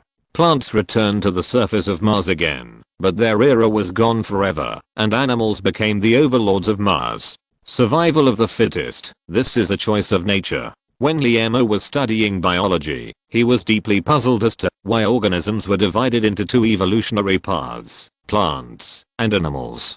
Compared with plants, which only need sunlight to photosynthesize, animals have much more demanding living conditions, requiring not only oxygen, food, but also water. But why didn't plants replace animals and become the only choice for the evolution of life on Earth? The Martian rock paintings provide a possible answer. Although plants do not need food and oxygen to survive, they have a fatal flaw, which is the high stability of their state. This stability makes it impossible for them to move around like animals and find necessary water resources. So when Mars experienced severe high temperatures due to solar eruptions, the Martian plants on the surface became extinct, and animals that were more adaptable to nature took the stage of Martian biological evolution. The environment of a planet is not static, so life will choose two different evolutionary paths at the same time. In the subsequent rock paintings, various strange animals took turns to appear, until the 96th rock painting.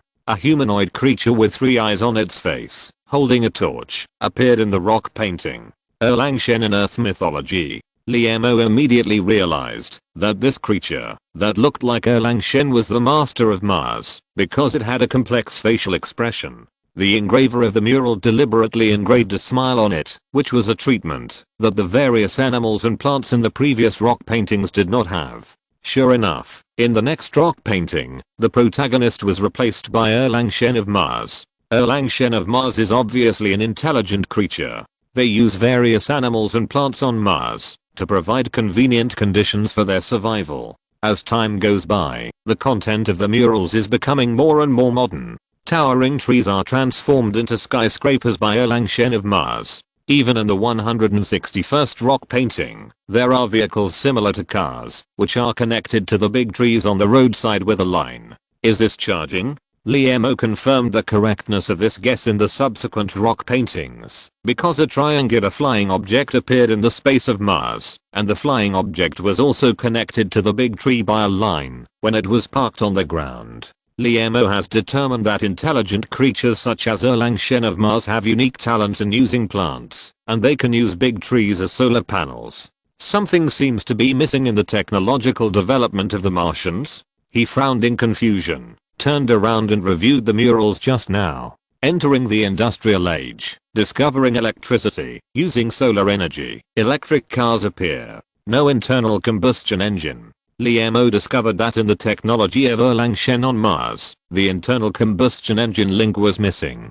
They directly used electrical energy as the power drive energy, and the only way to collect electricity was the solar tree. Unlike the cognition of most Earthlings, the first car on Earth was also powered by electricity, 40 years earlier than gasoline cars. Electric cars have the advantages of simple structure and convenient operation, but there is a fatal disadvantage, that is, short battery life and weak power. Then gasoline cars rose and became the mainstream of human transportation until the appearance of Marxing batteries. Why didn't Erlangchen on Mars use gasoline cars as a means of transportation? Liemo instantly thought of, there is no oil on Mars. When the big-headed Pajero people talked about the origin of oil, they said that oil was a gift from the super civilization of the universe, the sowing civilization, to the planet, where intelligent creatures were about to be born. It was because of this gift package that the Earth was able to develop rapidly in the primary civilization stage.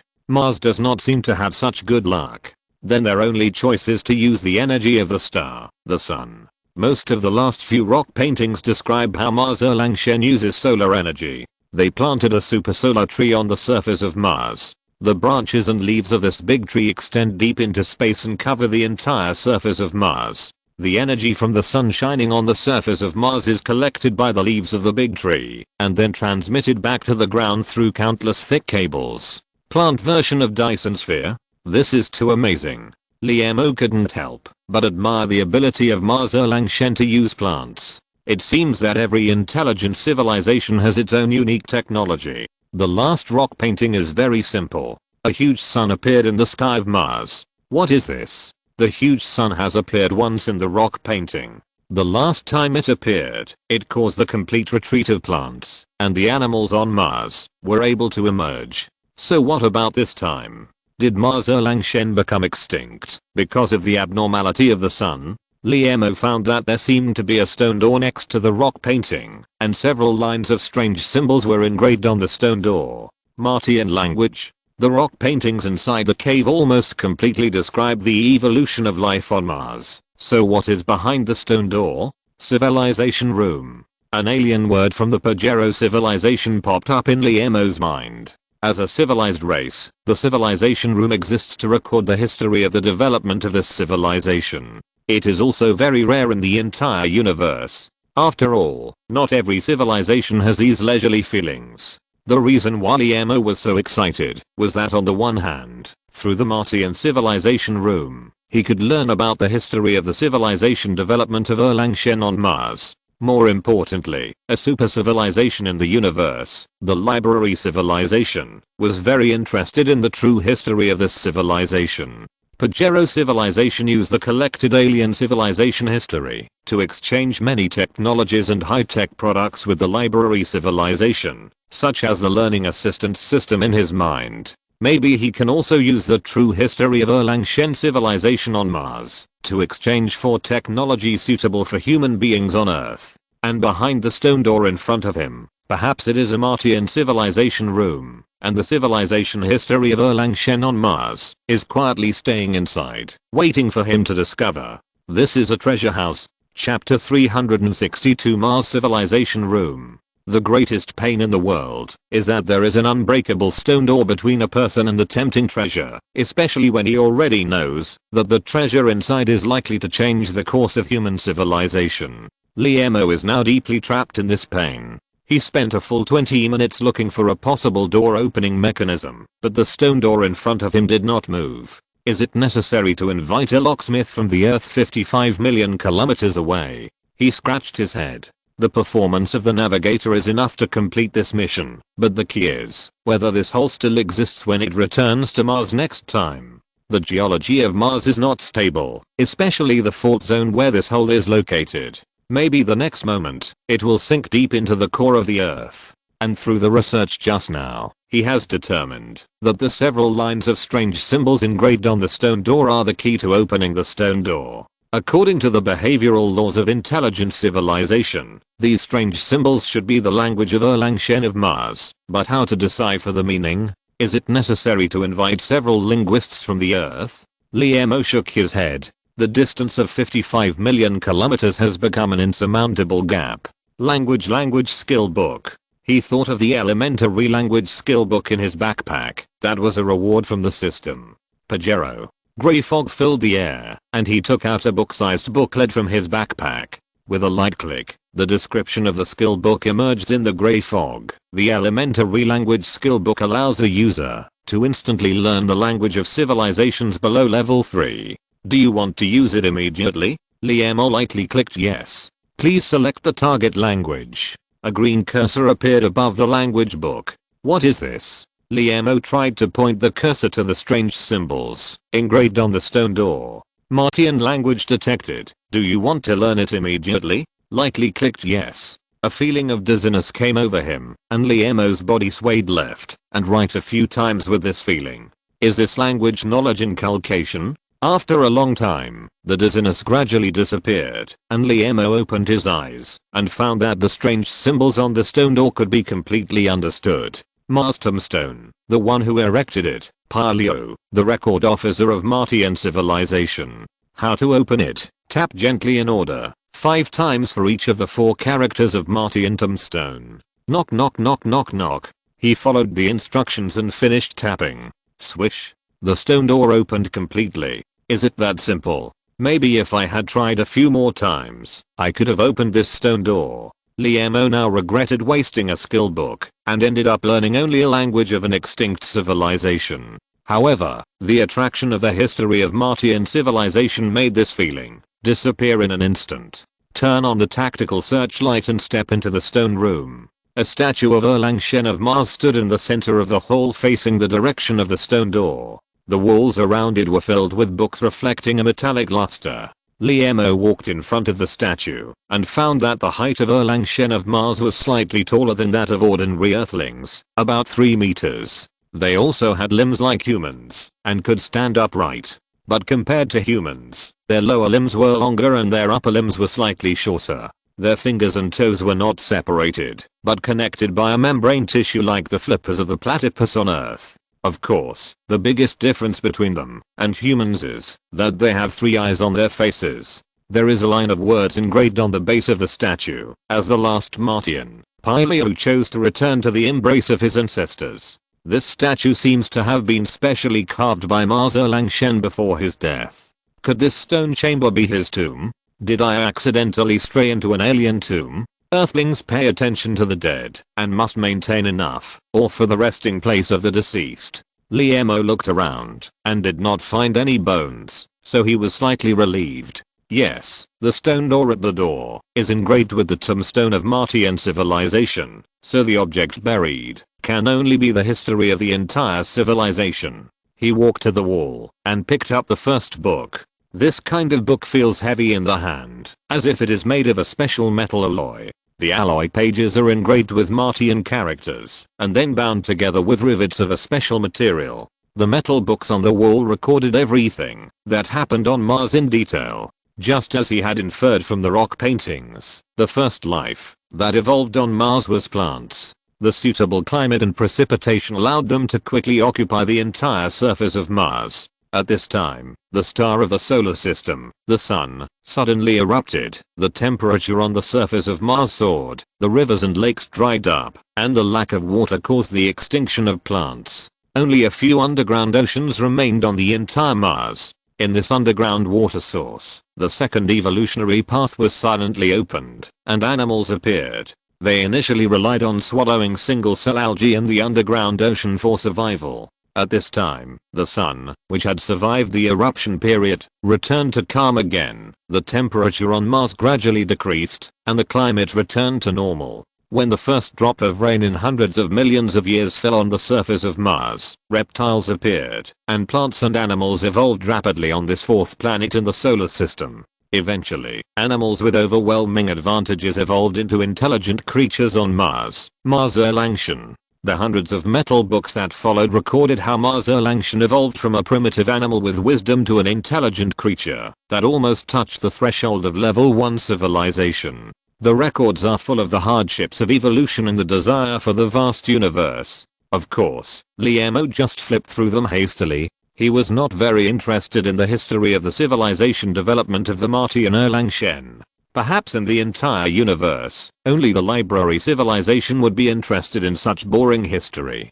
Finally, he found a strange metal book at the end of the bookshelf. The cover of this book was engraved with the words Mars Civilization Recorder, which seemed to be an autobiography. Turning the title page, Liemo knew that his guess was correct.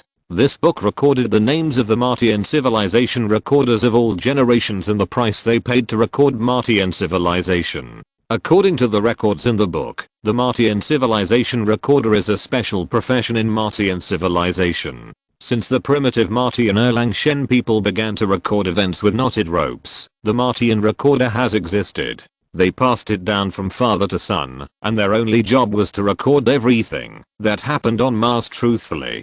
From the primitive era, the 8-horse tribe hunted 12 bear split beasts at once. To the space age, the 158th spacecraft launch failed. They were all recorded in detail on the metal pages. The second half of Recorders of Martian Civilization was engraved by the last generation of recorders, Pyleo. In the book, he recorded the entire process of the demise of Martian civilization, and explained why these contents were not engraved in the official history. Chapter 363 Pyleo's Records. Pyleo, the recorder of Martian civilization, asks for forgiveness from the ancient ancestors. Please forgive me for violating my duty as a recorder of civilization, and not recording the history of the last 100 years of Martian civilization in the official history text, because I want to leave a last trace of face for the extinct Martian civilization. Looking at the last 100 years of Martian civilization, it fully verifies the famous saying of the great poet Peredova, all tragedies stem from greed. 2000 years ago, Alexander Dodd, the founder of modern science, discovered electromagnetic induction, laying the experimental foundation for the mutual conversion between electricity and magnetism, marking the arrival of major industrial and technological revolution. Electricity, this convenient and powerful energy source, attracted the attention of scientists. In the following period, they used various technologies to collect electrical energy to replace the chemical energy after plant combustion.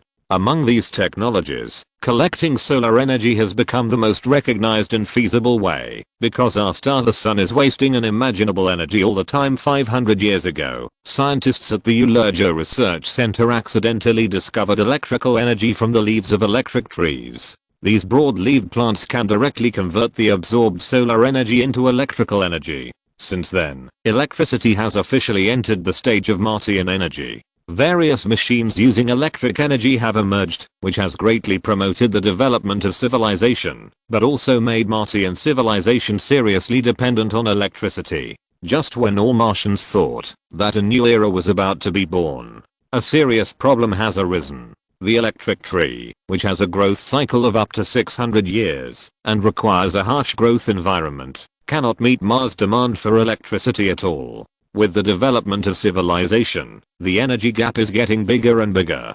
In this case, finding a plant that can generate electricity has become the top priority of major scientific research centers. They use all traditional methods such as genetic modification, optimization, gene editing, cell transplantation, etc., but nothing is found. The search has come to a standstill. At the same time, the shortage of electricity has seriously restricted the development of Martian civilization. At this time, an intern at the Perham Research Center proposed an amazing biological growth theory. All organisms have a valve in their bodies, and this valve controls the size of the organism. This is a fantasy theory without any scientific logic basis. If it were usual, this fantasy theory could only be used as a topic of conversation for scientists before and after meals. But on Mars at this time, the desire for electrical energy has surpassed everything, and any absurd theory is worth trying. After tens of thousands of experiments, the chief scientist of the Perham Research Center finally discovered the existence of this valve in the core cells of an electric tree, and the function of the valve is completely consistent with the biological growth theory. Thus, the super-electric tree was born. At first, cautious scientists only enlarged the electric tree 10 times. The appearance of the upgraded electric tree greatly alleviated the demand for electricity. However, the demand for energy is growing exponentially, and the size of the electric tree is getting bigger and bigger by 20 times, 30 times, and 40 times. The surface of Mars is covered with towering trees that reach deep into the clouds. Even so, it cannot meet the demand for energy.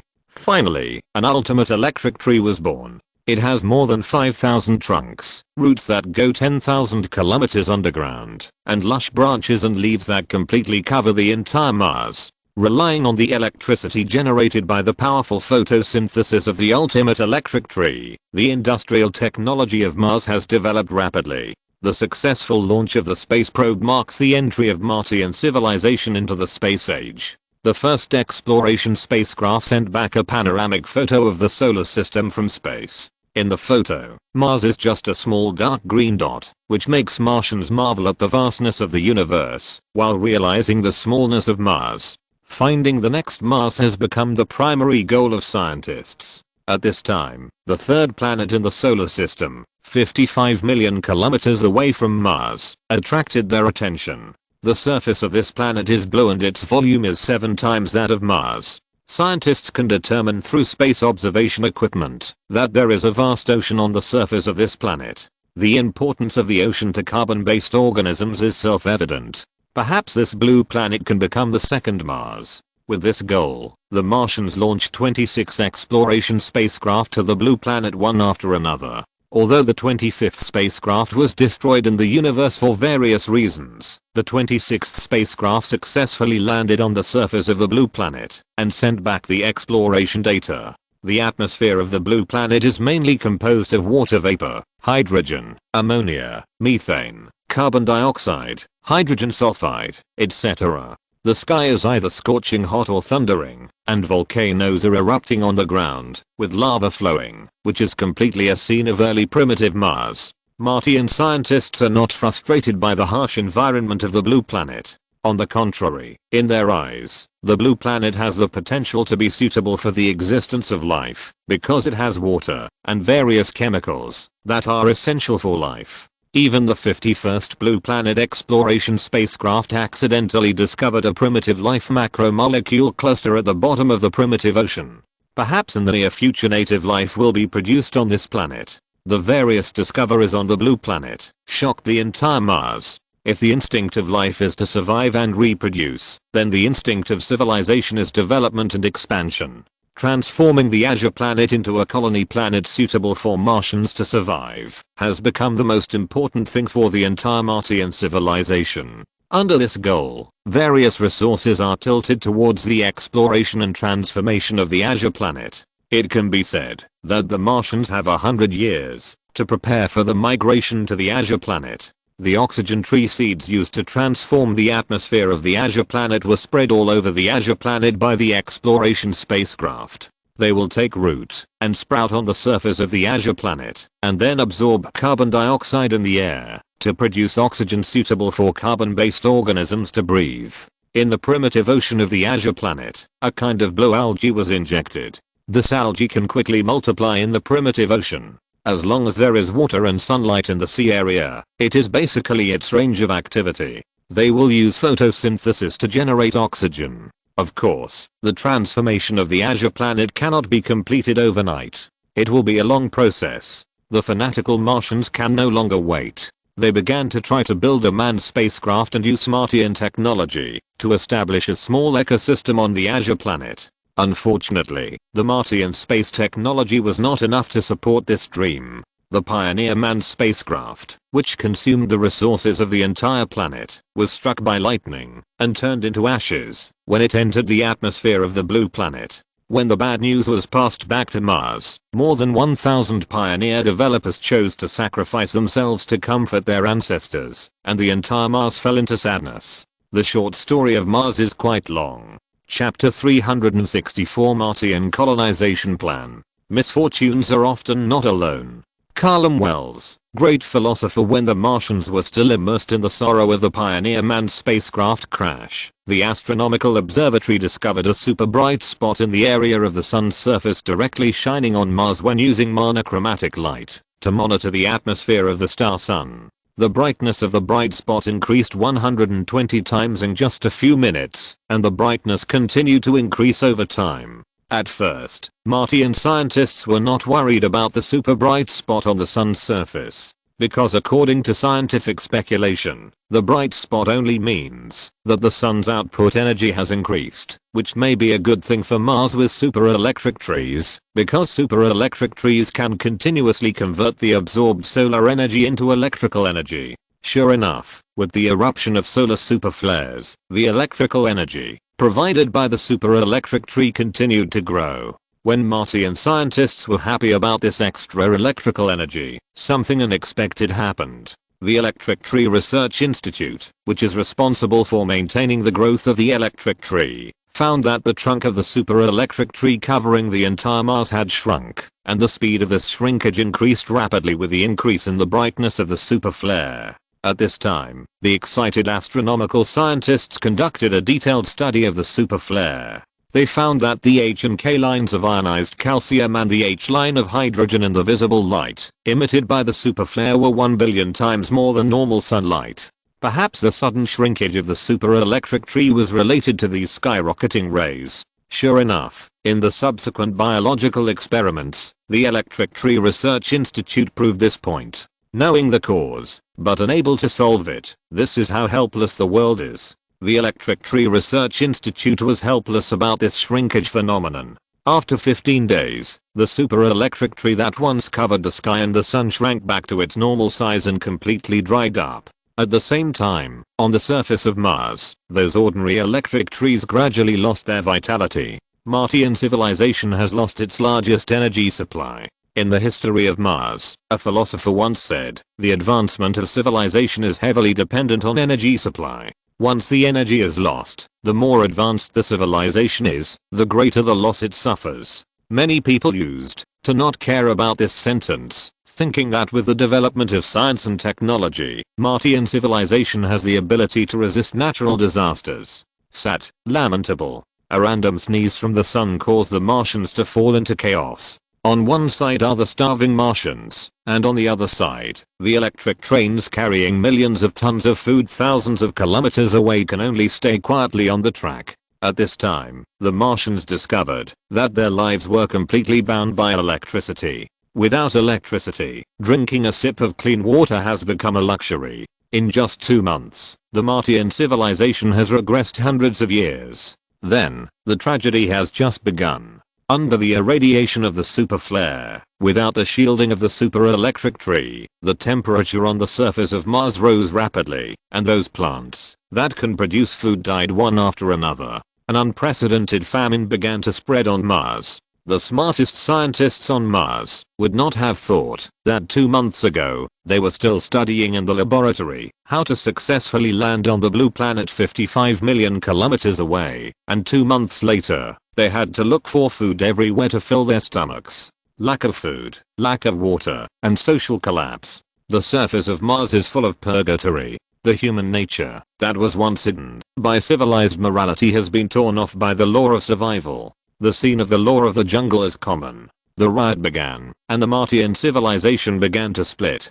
In this cruel process, the civilization barrier army led by the Mars Science Institute had a clear advantage. They relied on advanced equipment and reserve energy to plunder most of the resources, and defeated the Martian riot army in various places. After the chaos, order was re-established. The Elders Council, composed of 10 great scientists, became the actual rulers of the Martian civilization under the support of the civilization barrier army. The first order they issued after taking office was to restart the spacecraft program. It turned out that the Elders Council discovered from the secrets of Martian history that the appearance of this solar superflow was not an isolated incident. In the plant age 1 billion years ago, a solar superflow occurred once, causing a mass extinction of plants. According to geological archaeology, this disaster will last for more than hundreds of years. According to the current situation on Mars, it is speculated that in 100 years, the Martian civilization will lose 90% of its civilized population, and Mars after the disaster may be unsuitable for the survival of Martians due to climate change.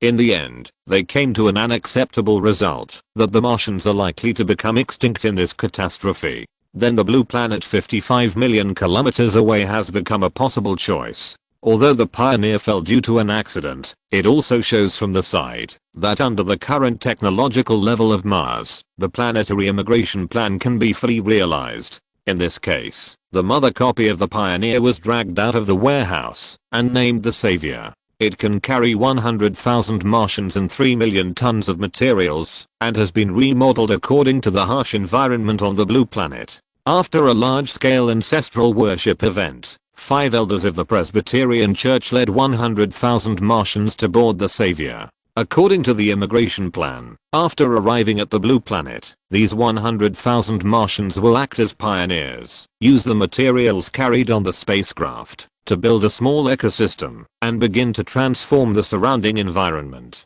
Then the Savior will return to Mars and transport more Martian residents to the blue planet, with the ultimate goal of occupying the entire blue planet. This is a colonization plan. The Savior disappeared in the dark universe with the blessings of all Martians, carrying the hopes of all Martians. Fortunately, everything went as the elders predicted. 50 days later, the Savior landed smoothly in a low-lying area in the northern hemisphere of the Azure Star. According to analysis, this area is most suitable for plant growth, and Martian technology is best at using various plants. The Martians will start to transform the Azure Star from here, until they occupy the entire planet. After receiving the safe landing information sent back by the Savior, the entire Mars was boiling. This was the only good news that the Martians received since the solar super flare. The Martian civilization has become a civilization with alien colonies. The Martians reveled to their heart's content. According to the description of the elders, the Azure Star, which once had volcanic eruptions and lightning and thunder, will soon become a paradise for Martians. The scorching sun is no longer a fear, and they have found a new home. The successful landing of the Savior also brought the authority of the elders to its peak. With the support of the fanatics, the elders who stayed on the surface of Mars officially took charge of all the power on Mars. All Martians are looking forward to it. Looking forward to the return of the savior. Looking forward to the blue planet 55 million kilometers away. If you're listening to this novel on a channel other than Fanfic World, it means they downloaded and uploaded it without effort. We cordially invite you to visit our channel, Mundo Fanfic Novelos. There you'll find the original version of this story and you can explore many other novels of various genres. We're waiting for you to immerse yourself in a world of incredible novels. Chapter 365. Great Changes on Azure Star. This universe is always full of deep malice towards the expansion of intelligent civilization. Philosopher Callan Lacus, after the 100,000 Martian pioneers carried by the savior successfully landed on the Azure Star, they quickly launched a transformation plan. The first thing they did was to set up a deep space signal transmission tower. On the spacecraft, the 5 elders in charge of colonial affairs knew very well that the transformation of the Azure Star could not be completed overnight. Although the number of 100,000 Martian pioneers was huge, they seemed insignificant on this planet that was 7 times larger than the mother planet. The continued disaster on Mars, the gradual increase in temperature, the precious water turned into steam and overflowed the atmosphere, and edible plants became extinct. All of this has seriously affected the survival of the Martians. It can also be said that Mars is now a scene of purgatory. Only the elders rely on the prestige they have established for tens of thousands of years to maintain the last trace of peace. But this is just maintenance. Perhaps the next moment, a global riot will occur. At this time, only by giving hope can the tension on the surface of Mars be stabilized to the greatest extent. The live broadcast signal was established between 2 planets 55 million light years apart. In the center of the Science Plaza, a huge flower bud slowly bloomed, revealing dense stamens in the center of the flower. These hundreds of millions of stamens changed colors, forming a woman in red mansa. As the color of the stamens changed rapidly, the woman in the picture danced the traditional Martian ancestor worship dance, and behind her was a desolate blue planet. This is a live broadcast from the blue planet. Cheers resounded throughout Mars. The live broadcast lasted for a whole day. This day was the happiest day for the Martians since the solar superflare appeared, because in the video, they saw the vast land and vast ocean of the blue planet. Although there was still lava in some areas that had not yet been extinguished, it did not affect the Martians who had already regarded the blue planet as their second home. Hope is the most beautiful thing in the world, and it can always make people forget the predicament in front of them. After the live broadcast of Azure Star, the tension on the surface of Mars was greatly relieved. A spark of light burst out in the eyes of those starving Martians again. They worked tirelessly for the goal of colonizing Azure Star. Unfortunately, the mysterious universe likes to play jokes. After completing the heavy quota work, the people on the surface of Mars routinely gathered at the Science Plaza to watch the live broadcast from Azure Star. In the last issue, scientists measured the highest peak of Azure Star, which was more than 18,000 meters, 6 times the highest peak on the surface of Mars, which caused them to exclaim, "What secrets of Azure Star will scientists reveal in this issue?" In the face of this mysterious unknown, all the hard work is worth it. Live broadcast starts. A tall Martian appeared on the big screen. Although this Martian wore a heavy helmet, his stature of more than 5 meters still betrayed him. It was Bear Grylls, the wild explorer who claimed to eat everything. Alexander Bear Grylls led a team of Martian scientists and appeared in a vast bay. The subtitles introduced that they were measuring the composition of the ocean of Azure Star. Is Bear Grylls going to look for edible creatures in the ocean of the Azure planet? In one episode, Bear Grylls lived on a deserted island on Mars for a whole month by eating big bulls that would make normal people sick. The scene of him frowning and putting the bulls, which were still waving their tongues, into his mouth also made him famous and became the most well-known outdoor survival anchor. Unfortunately, the Azure planet is still a wasteland, and there seems to be no living creatures in the ocean. In the program, Bear Grylls introduced the customs of the Azure planet in a humorous way, and then let out a long sigh. I hope the transformation activity will be completed soon. Since I came to the Azure planet, I haven't had a full meal. I miss the crunchy big bulls on Mars so much. Just as the Martians in front of the big screen were amazed at Bear Grylls' good appetite, a huge monster suddenly appeared in the sky of the Azure planet in the video. This huge object almost covered the entire bay. Under the friction of the air, the edge showed a fiery red color. It dragged a tail of thick smoke behind it and rushed straight to the blue star. It was a supermeteorite. Bear Grylls and the scientists stood by the bay, staring blankly at the meteorite coming from the air. 5 seconds later, accompanied by violent shaking, the live broadcast signal was interrupted. At the same time, a cosmic flash visible to the naked eye came from the blue planet 55 million kilometers away. It's over. The blue planet was attacked by a meteorite, and the savior on it was estimated that it was in danger. Will the colonization plan be postponed? This was the first thought of all Martians. Unfortunately, the result was more cruel than they thought. After the live broadcast was interrupted, the ruling body of Mars, the Council of Elders, immediately held a closed-door meeting. In addition to the elders who went to Earth with the savior, the remaining 5 elders all attended the meeting. 1333 seconds ago, the colony of Mars, Azure Star, was suddenly hit by a meteorite. The great Elder McPherson said with a serious face, "The specific results are being observed. Due to the large amount of high-energy rays produced in the impact, the vision of the Deep Space Telescope was blocked, and the specific observation results still need to be waited for. But what is certain is that the scale of this impact is very large and will have serious consequences for the colonization plan." As he said, he patted the table with his hand. "Perhaps we should discuss now how to deal with the public's reaction." The third elder closed his eyes and looked at the seat opposite that had lost its owner with the third eye on his forehead. "Before that, shouldn't we hold a simple prayer meeting for the 2nd, 4th, 6th, and 10th elders who have returned to the embrace of their ancestors? They are dedicated to the Martian civilization. Isn't this the minimum treatment?" Realizing the dissatisfaction of the third elder, the great Elder McPherson's face turned from red to black. "The prayer meeting can be held later. The biggest crisis facing our elders council is how to deal with the upcoming riots. We are no longer just scientists. We are responsible for the 10 billion Martian residents around the world."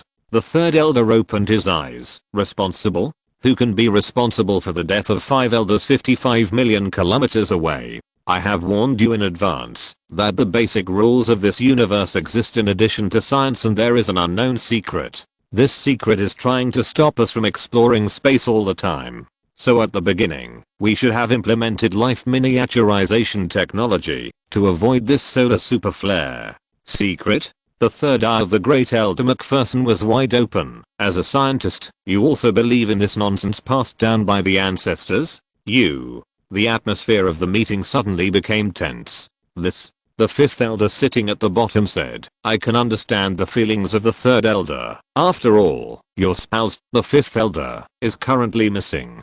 But the colonization plan was a decision made by our elders together, and the fifth elder also voted in favor of it. Of course, praying to the ancestors is also necessary. We can simply pray silently, and I believe that the ancestors will not be angry." His words were unanimously agreed by the 4 elders. "The almighty ancestor spirit, the most primitive life on Mars, may the 5 elders on the alien planet be able to turn danger into safety under your protection.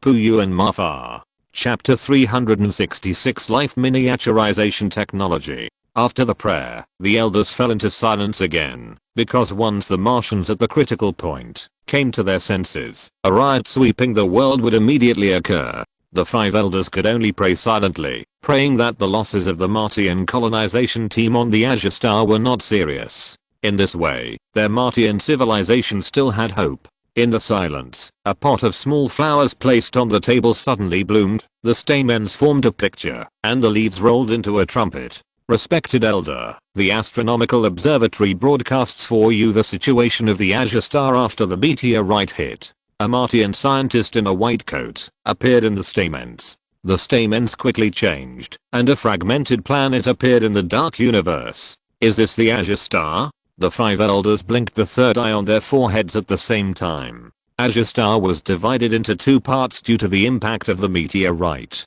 The smaller piece flew into space and began to revolve around Azure Star, becoming a satellite.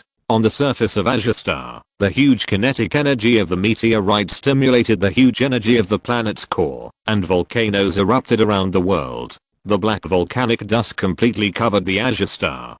Due to the obstruction of dust, we cannot directly observe the surface of Azure Star, but according to the analysis of the spectrometer, the temperature of the surface of Azure Star has reached 2000 degrees Celsius. 2000 degrees Celsius. The face of the great Elder Macpherson suddenly turned pale. This level of high temperature is far beyond the limit that carbon-based organisms can withstand, and once the core of a planet is excited, it is difficult to extinguish naturally. In other words, Azure Star may not be suitable for carbon-based organisms to survive in millions of years. The colonization plan of Mars has completely failed. He waved his hand, and the flower shrank back to the bud state again. The scientists at the Astronomical Observatory did not directly explain the situation of the savior, but the 5 elders understood that in the face of such a disaster, the colonization and development group would have no chance of survival. Great ancestor, have you given up on the people of Mars? The great elder stood up tremblingly and roared to the sky. It took thousands of years and countless hardships for the Martian civilization to evolve from a primitive life form to a true cosmic intelligent creature. But now it's all over. It's over. A drop of dark green blood flowed from the third eye on the great elder's forehead. Great elder, don't sacrifice yourself. The other elders at the conference table stood up one after another. The great elder waved his hand. If my life can be exchanged for a chance for the survival of the Martian civilization, it is worth it. What a pity. The elders were silent because they knew that the omnipotent ancestor was just a legend, a virtual faith figure deliberately fabricated by ancient scientists. But the danger of extinction that the Martian civilization is about to face is real. Maybe we should implement the super miniaturization plan. Although the third elder regretted the death of his spouse, he also knew that in this situation, any personal feelings must be put aside. May she return to the embrace of the ancestors as soon as possible. Super miniaturization plan. The first elder was stunned for a moment. The life miniaturization technology that has not been verified by any experiments. Seeing the first elder questioning himself again, the third elder's third eye widened. 200 years ago, when the theory of biological growth appeared, you said this. The biggest taboo in science is to be bound by experience. The secular world has blinded your curiosity, and you have completely lost the qualifications to study sacred science. The first elder was not angry because of his fierce remarks, and said slowly, but your life miniaturization technology has not undergone any human experiments. Haha. The third elder looked crazy. While you were obsessed with the plan to colonize the blue star, my biological laboratory had already conducted 5106 human experiments. As he said, he put the box that had been placed at his feet on the table, and then gently opened it. Inside the box is a mini city that has been reduced in size by 1000 times. The residential area, entertainment area, industrial area, commercial area and other facilities are 1000 times smaller than normal city buildings. The residents of the city are also Martians who have been reduced in size by 1000 times. They are now only 3 mm tall. The entire city is full of these miniature Martians who work and live in this mini city in an orderly manner. A solar lamp is also installed on the top of the box. When the box is opened, the residents in the city are panicked, but when they see the face of the third elder appear in the sky of the city, they cheered and waved to the outside world. The happy smiles on the faces of the mini Martians are not seen by people on the surface of Mars now. A normal Martian meal is enough for 1000 mini Martians to enjoy for a day. The third elder pointed to a piece of cake placed in the food area and said that a large group of mini Martians were dividing the cake that looked only a small piece. Everyone got enough cake, and there was still half of the cake left. One mouthful of water is enough to meet the life needs of 500 mini Martians for a day. He pointed to a glass bottle filled with water in the corner. A mini Martian was taking water from the bottle. The mini city in the box shocked the 4 elders. The elder's voice trembled. You actually conducted human experiments without approval? Have you forgotten the morality of life? At this time, the crazy third elder completely ignored the elder's accusation and said sarcastically, morality? Now 80% of the residents on the surface of Mars are in famine, and millions of Martians die of thirst every day. Martian civilization is in danger. Why don't you let that damn solar flare talk about morality? Why don't you let that meteorite talk about morality? Then, word by word, in the face of survival, morality is not worth mentioning. After saying this, his third eye also shed dark green blood. The elder slowly sat back in his chair, his face like a chicken. After a long time, are you sure that the life miniaturization technology has no side effects? The elder seemed to have aged a lot. Not sure. The third elder shook his head and replied slowly, due to the lack of sufficient time and experimental observation, I can't be sure.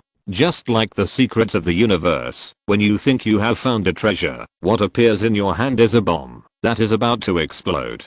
Hearing such an answer, the elder was puzzled. But why did you propose this plan? Are we going to use the entire Martian civilization for an experiment? The third elder sighed. Do we have any other choice now? If you hadn't insisted on carrying out the plan to colonize the blue star, maybe I would have enough time and resources to improve the life miniaturization plan. But we have no choice now. Chapter 367 Ultra Miniaturization Project. 55 million light years away, clearly visible flashes. Interrupted live broadcast signal. Lost contact with the savior. Emergency elders meeting. Through this information, the people trapped on the surface of Mars have clearly realized that the colonization plan has completely failed, and their future is bleak. In this mood, the entire Mars seems to be sitting on a barrel of explosives. Only a small flame is enough to blow the entire Martian society apart. Various forces are running around in the dark corners to communicate. The atmosphere is in a state of anxiety. At this time, the elder who rarely appears in the public's field of vision suddenly appeared in the stamens of thousands of households. He announced with excitement, Mars is saved. We will implement a super miniaturization plan for all Martians. In the description of the elder, the shrunken Martians will have a happy life like heaven in the macro cities underground. The Martian government has opened up a space 1,000 meters below the surface of Mars, built more than 10,000 macro cities, and stored enough supplies for all the mini-Martians to live for 800 years. The Council of Elders believed that the solar superflow would end in 800 years, and by then the surface of Mars would restore its original suitable ecological environment. In order to avoid chaos, the ultra miniaturization plan was a mandatory plan for all people, and all Martians, including members of the Council of Elders, would be miniaturized into millimeter-level mini-Martians. Of course, all Martians in the ultra miniaturization plan did not include the Martian civilization recorder, because he was the incarnation of the ancestral spirit on Mars, and in the history of Martian civilization, he was never bound by secular forces. So when the Martian civilization recorder Paleo expressed his willingness to refuse miniaturization to the official, the Great Elder agreed without hesitation. He believed that after all Martians became mini-Martians, a civilization caretaker was needed to maintain the order of the mini-city at critical moments. Who was more suitable to take on this responsibility than the civilization recorder, the fair and objective incarnation of the ancestral spirit? Under the threat of famine and thirst, the ultra miniaturization plan progressed very quickly. With the last batch of the fortress army completing the transformation, the surface of Mars fell into complete silence. Instead, more than 10,000 miniature cities under the surface lit up.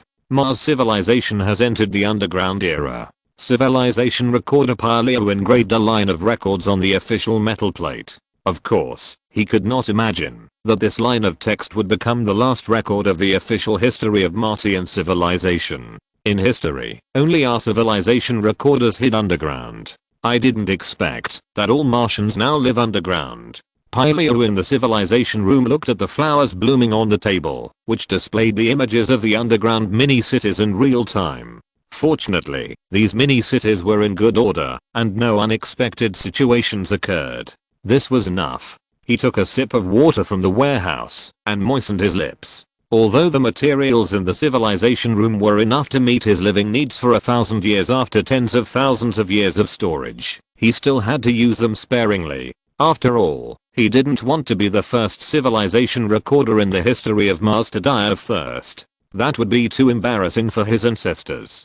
Pyle took out a book called The Biography of the Ancestors from the drawer. It was written by the great writer Shakespeare. It describes how the ancestors led the primitive Martians to the path of civilization in the era of wisdom. As for the underground mini-city shown in the flowers, he didn't care. The duty of the civilization recorder is to record the progress of civilization truthfully and praise the great ancestors. As for the secular power struggle, he doesn't care.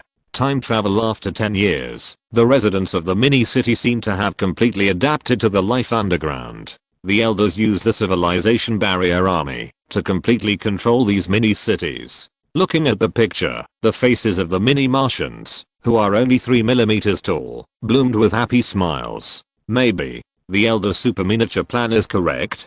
Pyle hesitated and stopped writing. He did not engrave this evaluation on the metal plate of the official history. The civilization recorder must have good patience, because the truth is often hidden in the fog of hypocrisy, and the official history of civilization cannot tolerate the existence of any falsehood.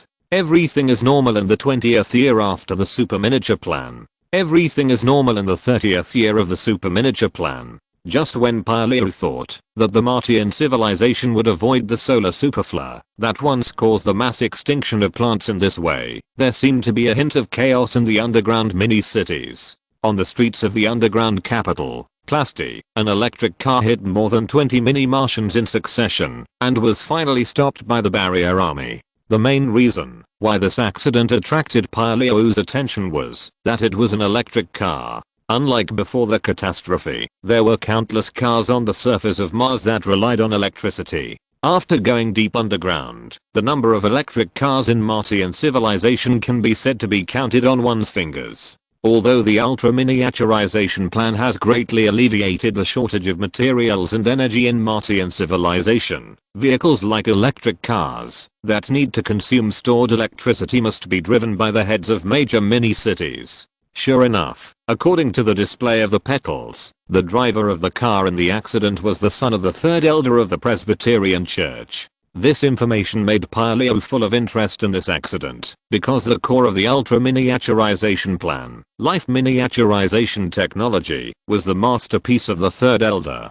However, the scene that happened afterwards made Pyle a little confused. After confirming the identity of the car owner, the barrier army did not ask him to get out of the car. Instead, they took out their weapons and fired wildly at the electric car and then set the car on fire. Is this a righteous act to kill relatives? As a Martian civilization officer, he has seen too much darkness and would never believe that the third elder would have such noble character as advertised. So why did the civilization barrier army do this? Is it a power struggle? With such doubts, he traced back the whole process and found an interesting communication message from the flowers. In the message, an old voice sighed, "Let him return to the embrace of the ancestors." This he obviously refers to the son of the third elder. The barrier army must have received this order to silence him. But whose old voice is it? Although the communication information has been encrypted layer by layer, all secrets no longer exist in front of the civilization recorder.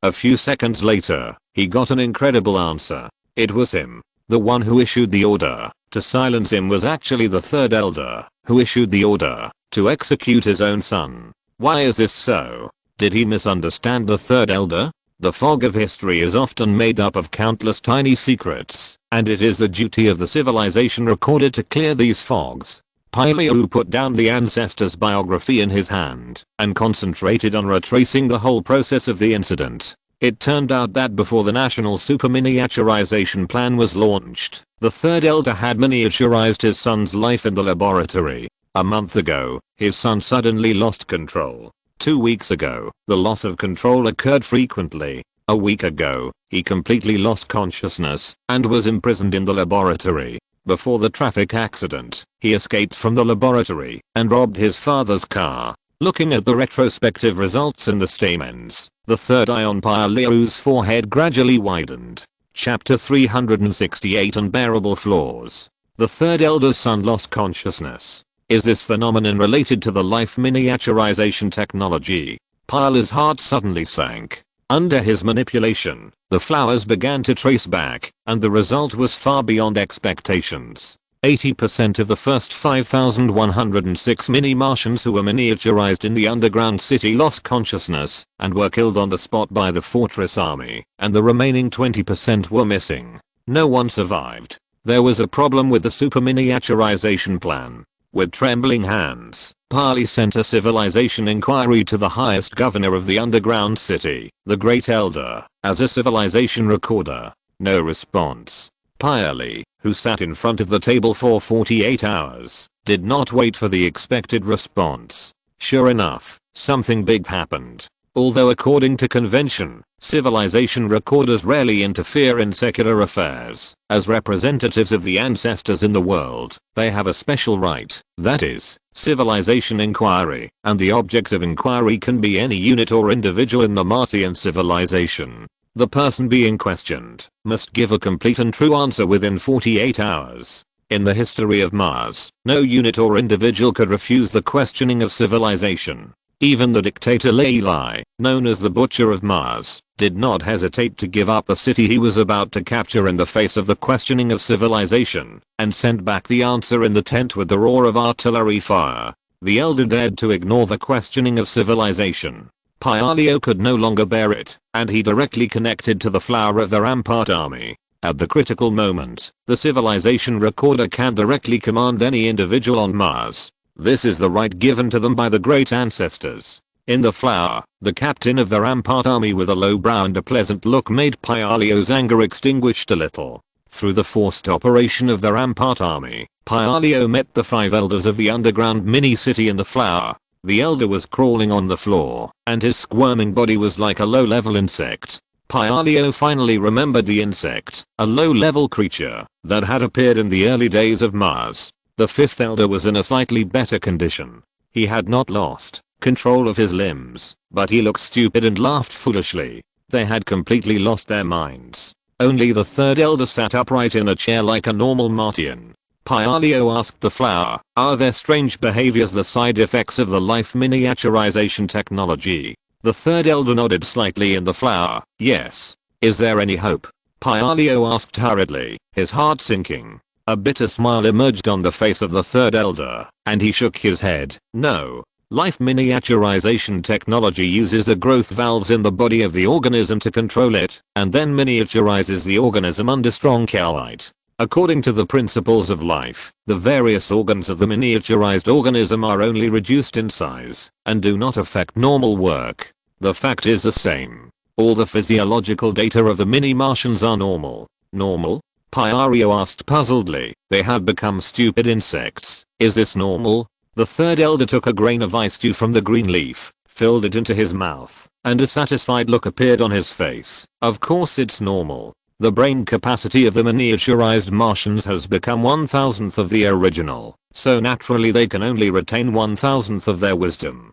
Pyleo, "You mean, the IQ of the mini-Martians is only 1,000th of the original? That's natural. The wisdom of a living thing does not come out of thin air. It depends on the huge number of brain cells in the organism." The 3rd elder explained, "When the number of brain cells in an organism decreases sharply, wisdom will also decline rapidly. You did it on purpose, deliberately destroying Martian civilization."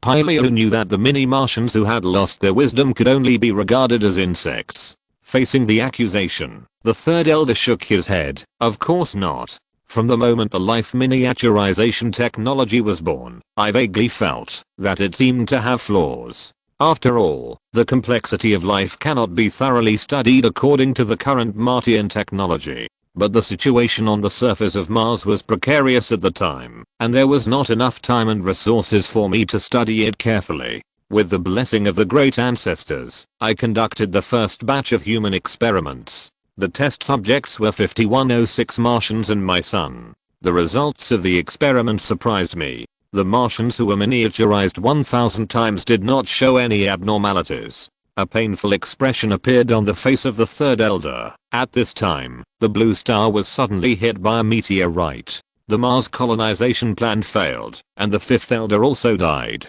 The Martian civilization is about to be destroyed. Life miniaturization technology has become the only option. The miniaturized Martians will need much less survival supplies. Maybe we can avoid this catastrophe underground. So, under my suggestion, the National Miniaturization Plan began to be implemented. As the leader of Mars, the Great Elder took the lead in miniaturizing life, followed by the Fifth Elder. As the implementer of the plan, I was the last batch to be miniaturized. I didn't expect it. Through the description of the Third Elder, Pyleo understood everything. The reason why the underground mini-Martians lost their minds was that their miniaturized brains could not accommodate enough wisdom. Without wisdom, the mini-Martians could only survive by relying on their biological instincts, and the root of all this was the life miniaturization technology. He asked anxiously, "Have you found a solution? According to the current situation, all the underground mini-Martians will turn into insects." The Third Elder shook his head. "After entering the underground city, I prayed to the ancestors every day, praying that under his protection, the miniaturization plan would not have serious side effects. 10 years have passed, 20 years have passed. The mini-Martians have not shown any abnormalities. Although the technology has stagnated, I think this is normal. After all, we went underground just to avoid disasters." Just when I thought the super miniaturization plan had succeeded, the first batch of Martians who were miniaturized had problems. They gradually lost their minds, and wisdom seemed to have disappeared from their minds. Of course, my son is also among them. Pyleo asked, "Then you ordered the Bastion army to execute these mini-Martians who have lost their wisdom?" In his eyes, the behavior of the Third Elder was undoubtedly killing people to silence them. The occurrence of the abnormality made me immediately realize the defects of life miniaturization technology. Unfortunately, there is no solution to this defect that we cannot afford. A confused look appeared on the face of the Third Elder. As time goes by, we mini-Martians will lose our wisdom and become insects. Before that, let's wait for all this in happiness. After saying all this, the Third Elder closed the flower. In the days that followed, Pyleo sat in front of the flower all day, watching the underground city. The Martian civilization was about to collapse, and he, the civilization recorder, would lose the meaning of existence. Sure enough, everything was just as the Third Elder described. The mini-Martians gradually lost their minds, and began to attack each other, based on their survival instincts. The underground city fell into chaos. They completely turned into insects. The imitation sun installed above the hole also went out accidentally in the chaos. The underground city fell into darkness. Chapter 369. Pyleo's final choice. Having witnessed the destruction of the Martian civilization, Pyleo felt relieved. "It's time to end it," he said to the flowers on the table. "Start the judge." A moment later, there was a violent vibration inside Mars. The shock wave generated by the explosion was superconducted along the rocky crust to the surface of Mars. The whole Mars began to tremble, followed by a global volcanic eruption and magma gushing out. The once beautiful homeland was instantly transformed into a scene of purgatory on Earth. Fate is a trick of fate. I didn't expect that the final mission of this super bomb, which the civilization recorder relied on, would be to destroy the entire Mars. Pyleo didn't feel sad for the mini-Martians underground. What he couldn't stand was that the founder of the Martian civilization had become a group of insects without wisdom, and the great ancestor spirit was blasphemed. In this case, he decided to complete the last duty of the civilization recorder, to seal the Martian civilization, and then rush into the rolling magma and return to the embrace of the ancestor spirit. Gently close the metal book. Liam stood in front of the wall for a long time. He did not expect that such a developed intelligent civilization had appeared on Mars billions of years ago. What he did not expect was that this Martian civilization, which had already left its mother planet, would perish in such a dramatic way. According to the records of the Martian civilization recorder, it can be determined that the blue star is the Earth. If there had not been the attack of the mysterious meteorite, the Martians might have successfully colonized, and then perhaps their human civilization on Earth would not have been possible. The intelligent Martians turned into a kind of insect. This universe is indeed full of malice towards intelligent creatures. Liam sighed softly, then turned around and put all the metal books into the backpack in the misty space. He wanted to use these real civilization histories to exchange the resources needed by the Earth from the library civilization. Unfortunately, there was no record of Martian technology in the civilization room. After confirming that the mopping up activity was carried out very thoroughly, Liemo also put the flower pot on the table into the backpack and walked out of the stone room under the gaze of the Martian civilization recorder, the statue of Pa Liu. Captain, I got it, please reply. Captain, I got it, please reply. As soon as he stepped out of the stone chamber, Zioka's urgent call came from the communicator. Liemo looked at the time. Unconsciously, he had been in the stone chamber for 10 hours. No wonder Zioka on the surface of Mars was so anxious. Received. Everything is fine. He walked along the dark cave towards the light at the entrance. Great, we thought you had an accident. Zioka's excited voice came from the communicator. Liemo walked to the entrance of the cave and tied the rope climbing on the rock tightly around his waist. Pull me up now. The rope slowly rose, and he looked at the cave again. Captain, what did you get? Zioka stretched out his hand and pulled him up.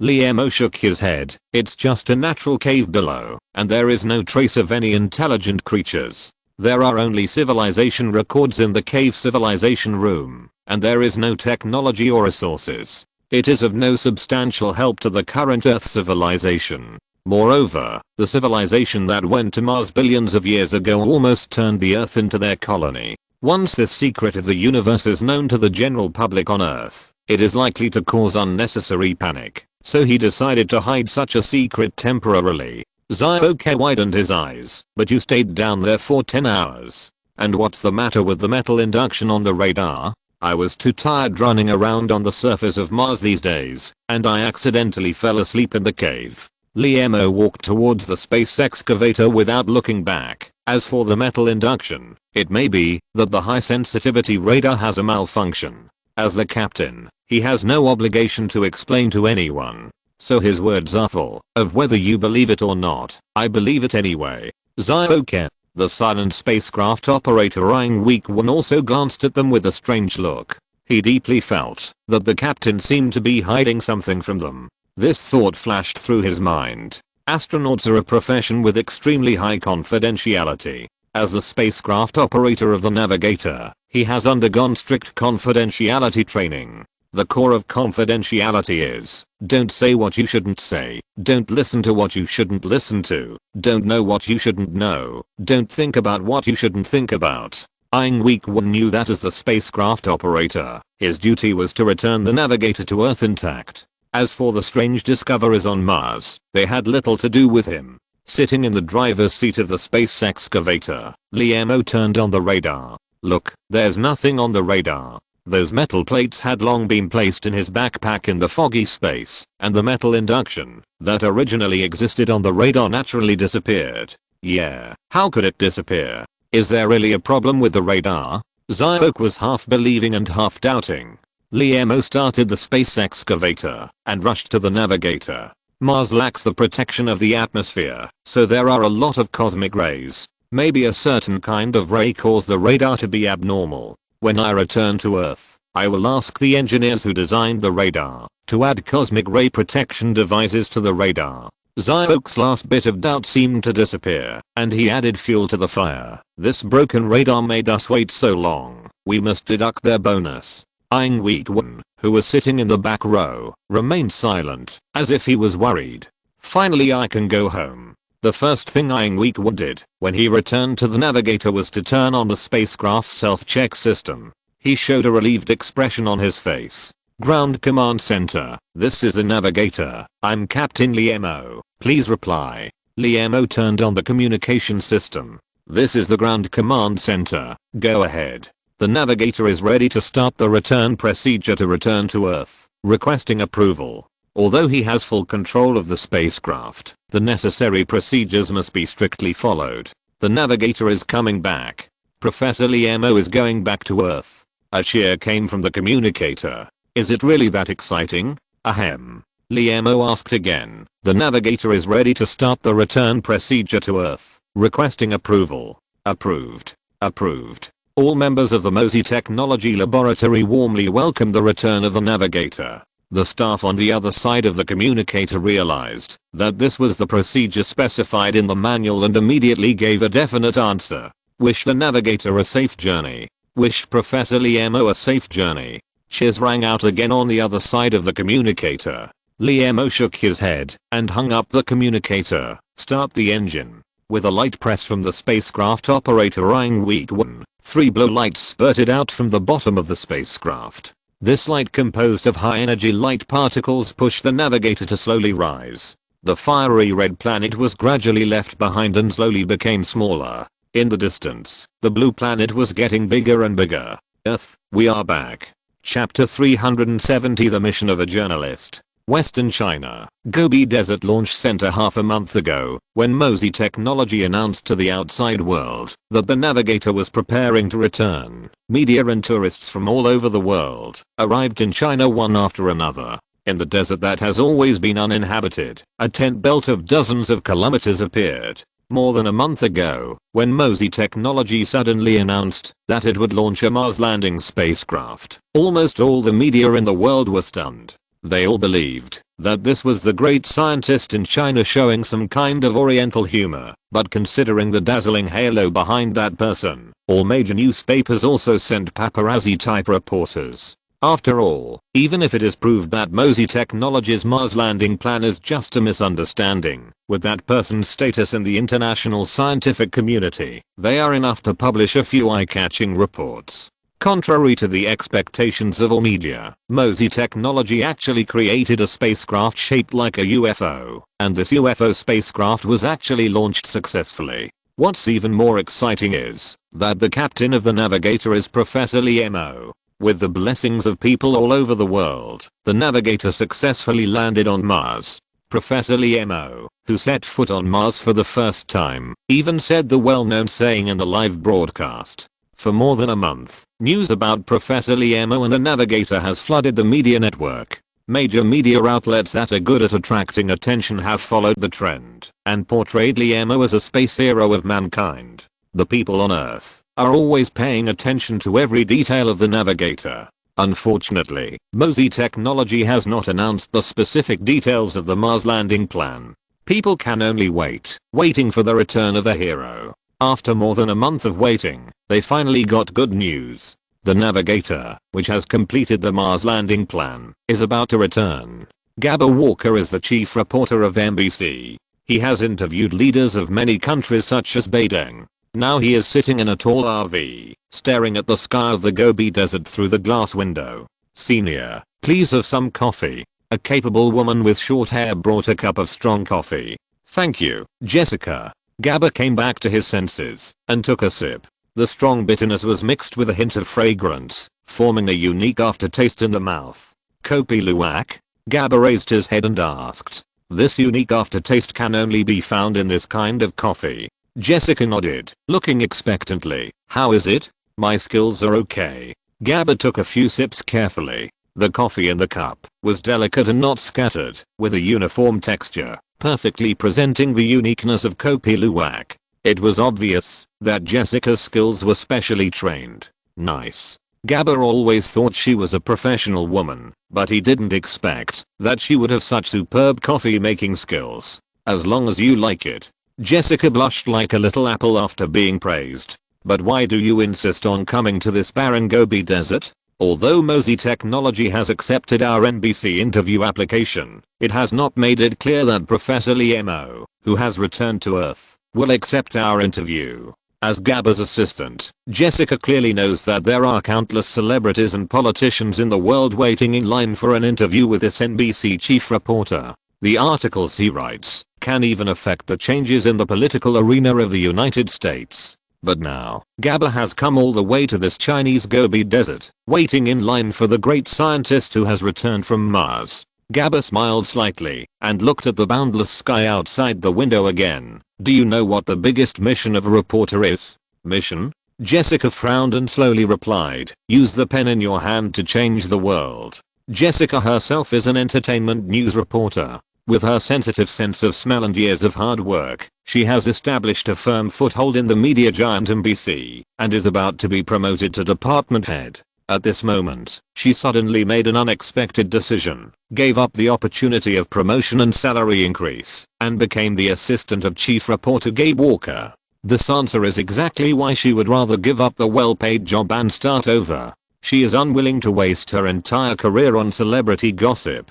She wants to replace Gabe Walker as NBC's chief reporter and have the ability to influence the world's political arena. Gabe turned his head, and on the woman's slightly stubborn cheeks, 2 black eyes were burning with something called ambition. Jessica is a very ambitious reporter with a tenacious and stubborn character. This is what Gabe, who has seen countless people, clearly realized when he first met this female reporter. However, Gabe did not refuse her to join the team because of this. After all, in the fiercely competitive NBC, you can't survive without a little ambition. Some department leaders even deliberately select ambitious subordinates. They want to pave the ambitions of their subordinates as a cornerstone of their climb up.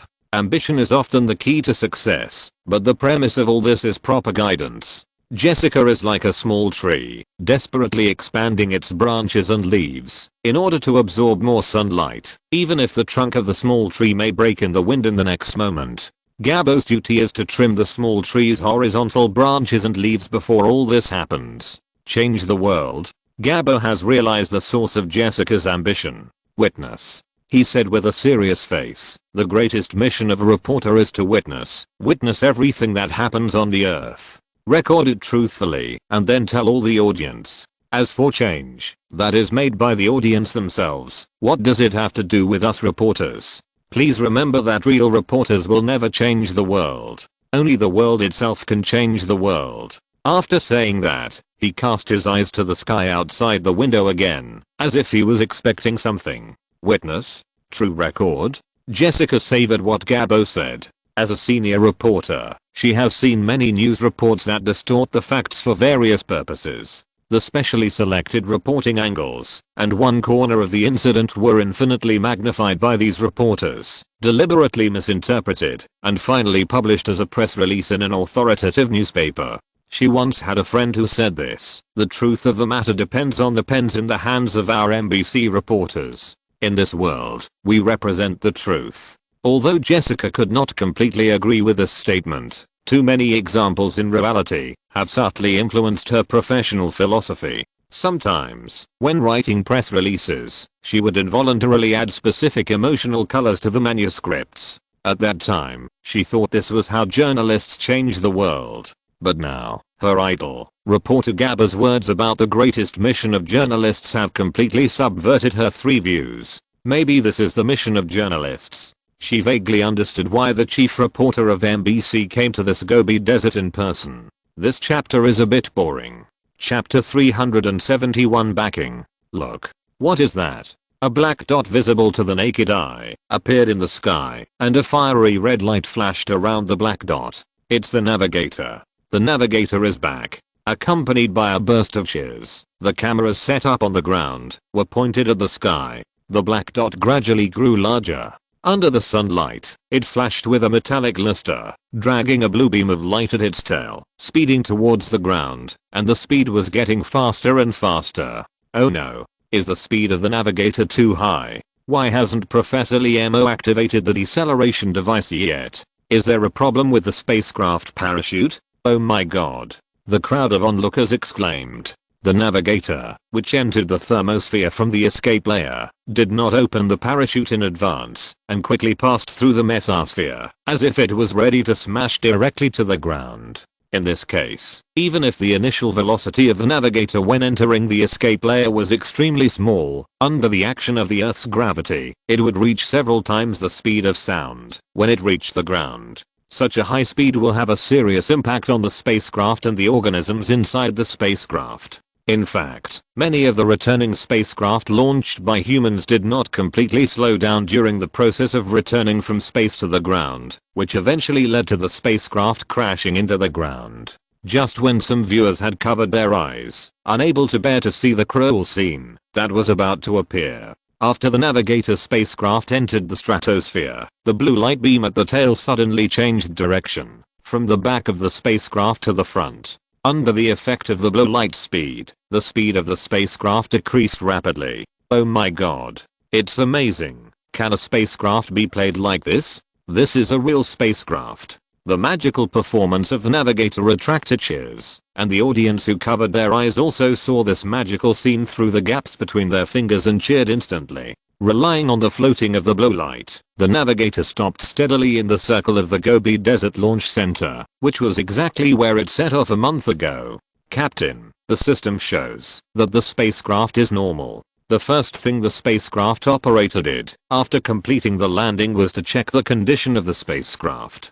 Liemo breathed a sigh of relief. This successful voyage meant that the navigator could fully assume the responsibility of the human space pioneer. Welcome back to Earth. The voice of the ground command center came through the communicator.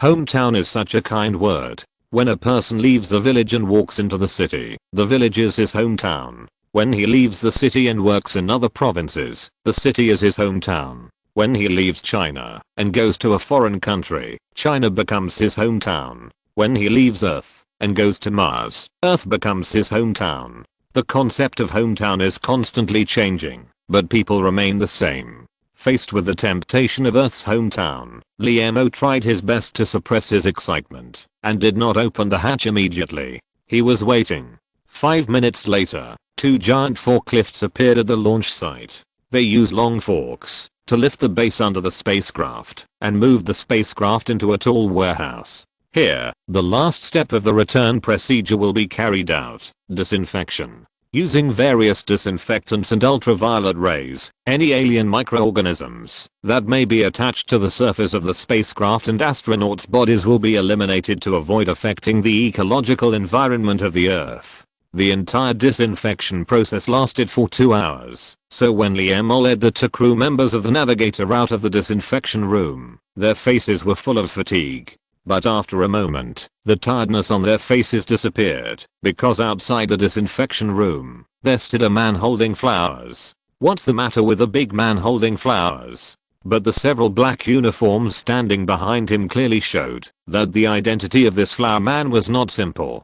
Zio Ken and Dying Week One were a little confused and stopped in a daze and stood where they were. Liemo's face showed a look of joy because the man holding flowers was Secretary Zio beside the old man. At this moment, Secretary Zio's appearance undoubtedly represented that the old man was always paying attention to the return of the navigator. Brother Zio, why are you here? He took the initiative to walk up and greeted him. Of course, it's to welcome you, the great hero of the Earth. Secretary Zio smiled and handed over the flowers. This is selected by the old man himself. Liemo was a little flattered and quickly took it and asked a polite question. How is his health recently? Yes, it's just that in the past month, because of the navigator's trip to Mars, I have been sleepless for several days. Secretary Zio replied. When he learned that you were about to return, the old man specially sent me to welcome you. Liemo said repeatedly, I don't deserve it, and then looked at Secretary Zio with doubtful eyes. He was not naive to think that a person of Secretary Zio's level would wait here from afar just to say a few words of congratulations. Sure enough, Secretary Zio's face showed a mysterious smile and whispered, the old man asked me to give you a message. Liemo held his breath and concentrated and pricked up his ears. Tell that kid surnamed Lee not to have any scruples and do what he should do. The motherland is his strong backing. Secretary Zio tried his best to imitate the old man's tone. Although it was stern, it contained concern. A warm current flowed through Liemo's heart. In the spacecraft returning to Earth, he had realized that with the navigator, which could freely pass through the atmosphere, the MOSI technology laboratory might not be as peaceful as before.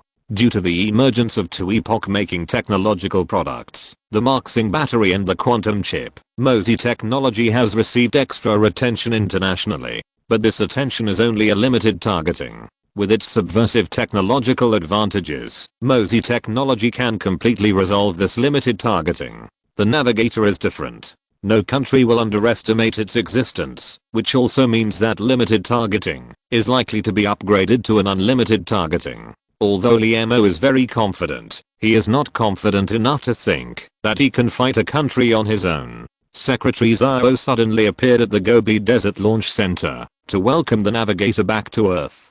It was undoubtedly an announcement to the outside world that behind the private laboratory of Mosey Technology, there stood a great ancient civilization. This is a declaration. Thank you. Liamo's eyes were red. He knew what the old man meant by this sentence. No need to thank me. Secretary Zio waved his hand. You should thank yourself and the navigator. Also, he asked me to bring up a question. He asked me to ask you, can the navigator be copied? No matter how much it costs, it can be copied. Secretary Zio's face was full of expectation. Liamo was shocked. He knew that he would have to face this problem sooner or later, since the navigator was built. The excellent performance of the navigator determines that it has great military potential. A space fleet composed of dozens of navigators will be enough to travel across the Earth, completely change the way of modern warfare, and affect the world's military power structure. No country can resist this temptation. However, the special metal material used to make the engine has not been found on the Earth, and the special feature of the navigator lies in the 3 engines. Therefore, before finding special metals or alternative materials, Mosey Technology will never be able to build a second navigator. He took a deep breath and shook his head slowly. At present, our Mosey Technology laboratory cannot produce a new navigator. To his surprise, Secretary Zio did not show any disappointment. Instead, he smiled and said, it's just as he expected. Just as he expected? What did he expect? Liamo looked at his back as he left, and fell into deep thought. If you're listening to this novel on a channel other than Fanfic World, it means they downloaded and uploaded it without effort. We cordially invite you to visit our channel, Mundo Fanfic Novelos. There you'll find the original version of this story and you can explore many other novels of various genres. We're waiting for you to immerse yourself in a world of incredible novels. Chapter 372, Evasion. You went to Mars without saying anything? Liamo nodded. What if the spacecraft exploded? Liamo shook his head. The spacecraft didn't explode. Why didn't you tell us in advance, and specifically asked King to keep it a secret? Mom, I'm back safely, aren't I? Liamo smiled. This familiar scene, Liamo in the lounge, seemed to have returned to his junior high school days. When he said goodbye to Secretary Zio, and was about to accept the cheers of Mosey Technology employees, King ran over with a panicked look on her face. Oh no, the Queen Mother is here. The Queen Mother? It's your aunt. She's waiting for you in the lounge. King replied. Liamo frowned. Didn't I ask you to keep it a secret from her mother? Before he left the Earth, he specifically told him to keep the whole thing a secret from his parents. He knew that according to his mother's character, once she knew, she would definitely stand up to stop it. Hide it? King raised her eyebrows and looked angry. These days, all TV programs and hot topics on the internet are discussing the navigator's trip to Mars. Don't uncle and aunt watch TV or go online? Tell me how to hide it? It seems that she is under a lot of pressure. Liamo knew that after his mother learned the news, she would definitely ask his assistant King as soon as possible, and put all kinds of verbal pressure in the process of asking. Next time I go to Mars, I will definitely tell you in advance. Liamo made a promise while nagging. There will be a next time. Unexpectedly, his promise triggered another round of nagging from his mother. At this time, King, who had been watching the show on the side, stood up and said, Aunt, Professor Liamo will attend an important press conference soon, and many foreign reporters will come to the press conference. We can't let them say that we Chinese people are untrustworthy, right? She looked sincere. Is that so? Liamo's mother still has a strong sense of national pride, and said reluctantly, then go quickly, don't be late. Liamo was like, being pardoned and escaped from the lounge. Thank you, King. Liamo sighed. My mother is too nagging. Auntie is also worried about you. King can understand how a mother feels when she has a disobedient child. China, Northwest Gobi Desert Launch Center, Navigator press conference. When Liamo and her crew members appeared on the podium of the press conference, there was a tens of minutes of fierce applause from the audience. Hello, friends from Chinese and foreign media.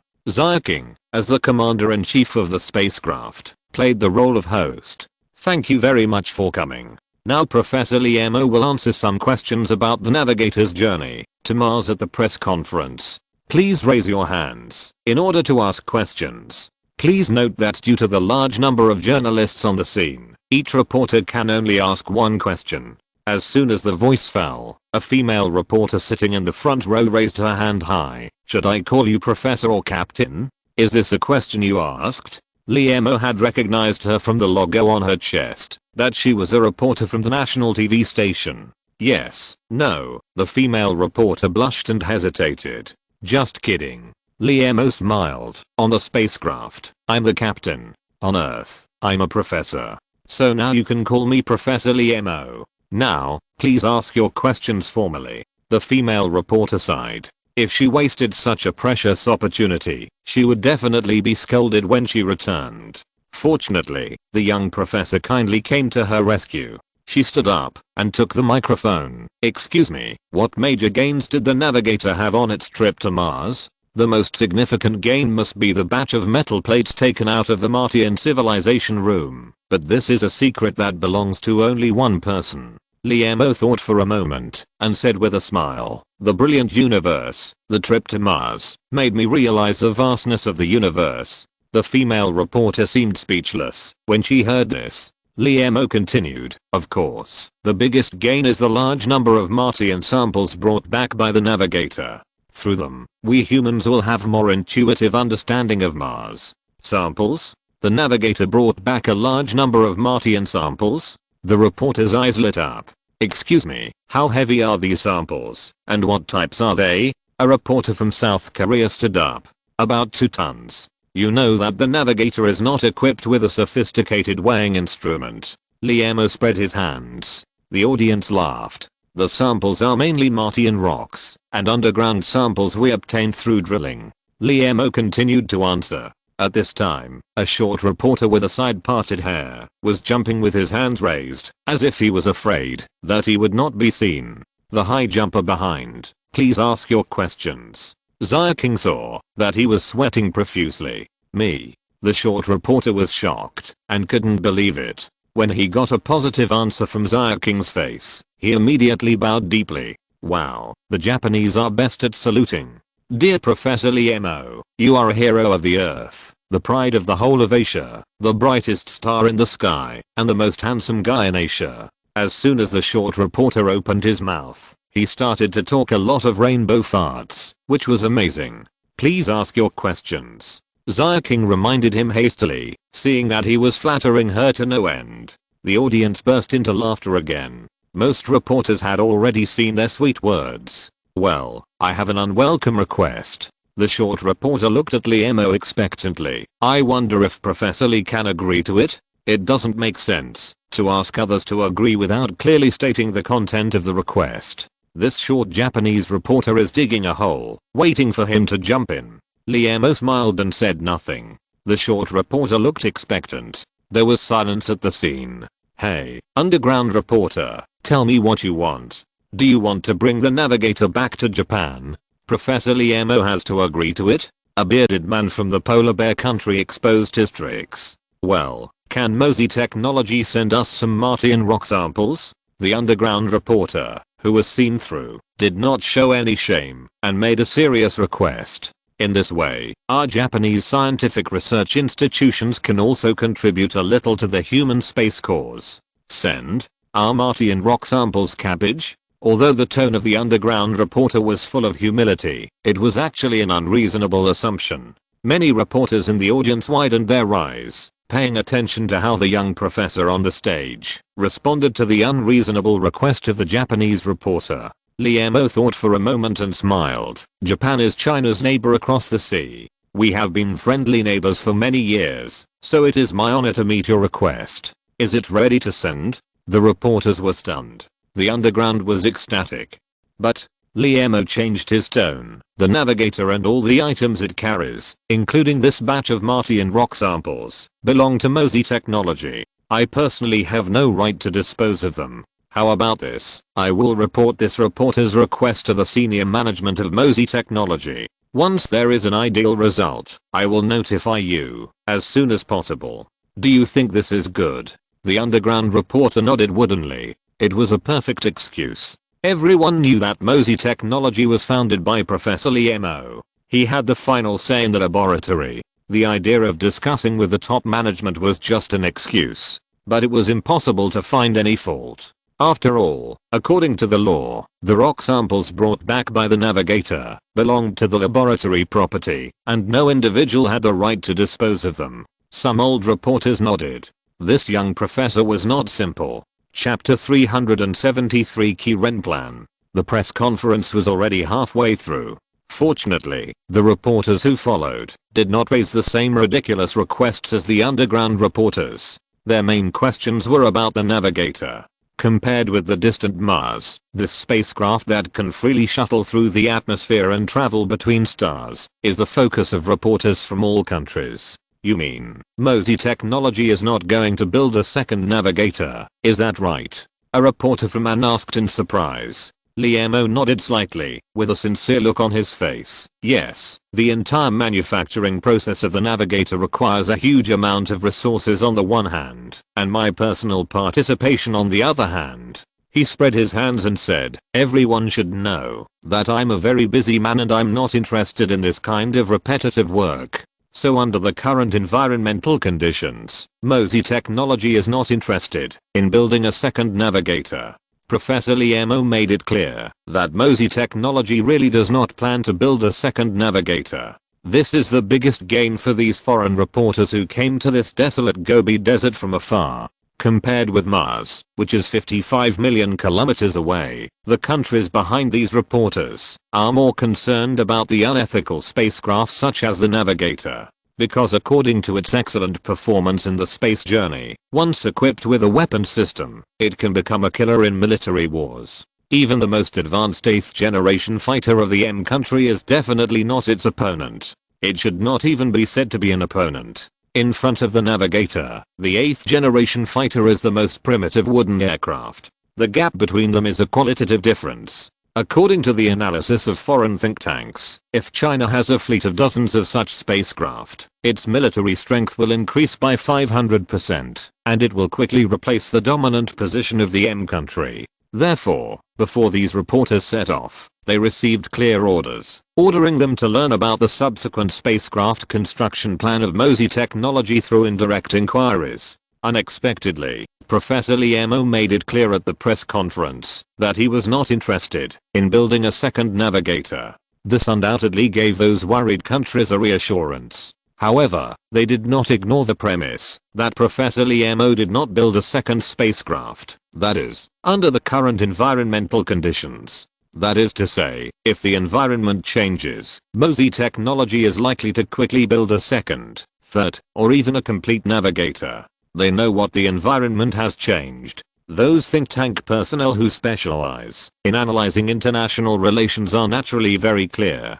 Professor Liemo is a true scientist and a peace lover. Apart from this reason, these foreign reporters can no longer find any reason to explain why the second navigator is not built. Thinking of this, they looked at Liemo with eager eyes. Liemo on the rostrum tried his best to maintain a sincere expression on his face. This was the first time he told this white lie to the world in front of so many people. He knew that the tiny expressions on his face would be accurately recorded in the camera and then analyzed by countless professional expression analysis experts, psychology experts, and even supercomputers. Any suspicious points would inevitably lead to the bankruptcy of the Key Ren Plan. The Key Ren Plan was a bluffing plan formulated by Liemo to ease the international environment of Mosey Technology. It was named after the ancient Chinese idiom Key Ren Shuxian. Mosey Technology does not have enough special metals to manufacture spacecraft engines. Except for Liemo himself, no one on Earth knows about this information, including the engineers responsible for the manufacture of spacecraft. Those foreign forces naturally have no way of knowing it. In this case, whether Mosey Technology will manufacture the second navigator has become a deterrent. As we all know, the most powerful weapon on Earth is nuclear weapons, but how many people have died from nuclear weapons in the past 10 years? The answer is 0. Except for the late World War II, when Japan was bombed by 2 atomic bombs from the United States, there has never been a nuclear weapon in the war on Earth. It is this kind of weapon that almost never appears on the battlefield, but the major nuclear-armed countries after the war have increased their holdings in large quantities. because possessing nuclear weapons is equivalent to having an invisible deterrent. After World War II, although local wars continued, large-scale international wars did not occur. A large part of the reason is the existence of nuclear deterrents, because once a nuclear war breaks out, there will be no winner on Earth. Liemo was going to use the fear of some foreign countries about the use of the navigator for military purposes to create a deterrent, thereby creating a good international environment for Mosey technology. At this time, Liemo, who had always maintained a sincere expression, saw an old foreign reporter with grey hair in the last row frowning. Has he been found out? Impossible. In Liemo's doubts, the old reporter raised his hand. It's Gabba Walker, NBC's chief reporter. Why is he here? At this time, some reporters who recognized him exclaimed. Liemo noticed this keenly. It seems that this reporter named Gabba is very famous. Please ask your questions. He asked in person without waiting for Zaya King to host. Gabba's eyes were deep, his beard was unshaven, and the corners of his mouth trembled slightly, and he uttered clear Chinese. What does the universe feel like? What does the universe feel like? Liemo was stunned for a moment. What kind of question is this? Feeling is a subjective feeling used by humans to describe things, such as apples are sweet, the scenery is beautiful, etc. Humans give them various emotional colors through subjective feelings. But the universe is not a simple thing. It is a general term for all space, time, and connotation. The tiny grains of sand on the earth are part of the universe. The swallowing monster in the bright starry sky. Black holes are also part of the universe, and all the cognition of human civilization is part of the universe. Can this huge collection of concepts really be described by subjective descriptions? At the same time, Liemo was keenly aware that the reason why the foreign old reporter used Chinese to ask questions was not out of respect for him, but to avoid the loss of semantics in translation. Feeling. In addition to language, various body languages and facial expressions are very important in the communication between people. Liemo looked at Kato. Sure enough, Gabbo's expression showed a complicated look on his face after the question was raised, similar to the kind that already knew the definite answer, but could not accept it. With a move in his heart, he had completely understood the meaning of the feeling in the mouth of the old reporter. Liemo's eyes were like arrows, and he gently spit out two words, malice. Then, he walked down the press conference without looking back, leaving the reporters below the stage looking at each other in bewilderment. Only Gabbo smiled bitterly and kept repeating the word malice in his mouth. Have someone investigate the reporter named Gabbo. Liemo stopped in the corridor and instructed Zaya King beside him. Light contact is allowed under the premise of ensuring safety. There are not many people in the human race who have a clear understanding, and this old reporter may be one of them. Chapter 374 Transaction. Beep beep beep, new mission completed. You have a reward waiting to be claimed. In the office, Liemo closed his eyes, and a pink rabbit-shaped learning machine appeared in the mist. Click task options. Mission. Heading for space description. The bright planets in the universe are waiting for you to explore. Set a small goal first and launch a space rocket. Completion progress. 100% reward. 1 million subject experience points plus 500,000 special rewards. Already released. 1 ordinary lottery. There are special rewards? Liemo realized that this was because the navigator perfectly completed the journey to Mars and exceeded the mission. Click Properties Panel 1. Mathematics Level 8, 10-1500/10 million. 2. Physics Level 5, 10-2000/200,000. 3. Chemistry Level 4, 2000/100,000. 4. Biology Level 4, 2000/100,000. 5. Intelligence Level 5 plus 1 available points. 1.5 million intelligence level has also increased by 1 level. As he learned more, Liemo became more and more aware of the importance of intelligence. Sometimes a problem that had troubled him for weeks could be solved in the next moment with a flash of light in his mind. The level of intelligence determines the probability of this light appearing. 1.5 million subject experience points, 1 intelligence point, and the metal plate in the backpack. This trip to Mars is really a big win. Of course, there are 2 more opportunities to ask questions. Liemo suppressed his excitement and thought about how to distribute the 1.5 million experience points. Mathematics has reached level 8. It takes 10 million experience points to upgrade to the next level. Even if all the 1.5 million are added to the mathematics subject, it is just a drop in the bucket. Maybe the levels of physics, chemistry and biology should be upgraded. After all, good students should not be biased in subjects. And with the expansion of MOSI technology, new projects in various fields have been launched. At this time, he, the head, must have extensive scientific knowledge. After weighing the pros and cons, he finally decided to add the remaining points to the mathematics subject on the premise of upgrading physics, chemistry and biology to level 6. Character attributes after upgrading. 1. Mathematics level 8, 11 1000/10 million. 2. Physics level 6, 0/500,000. 3.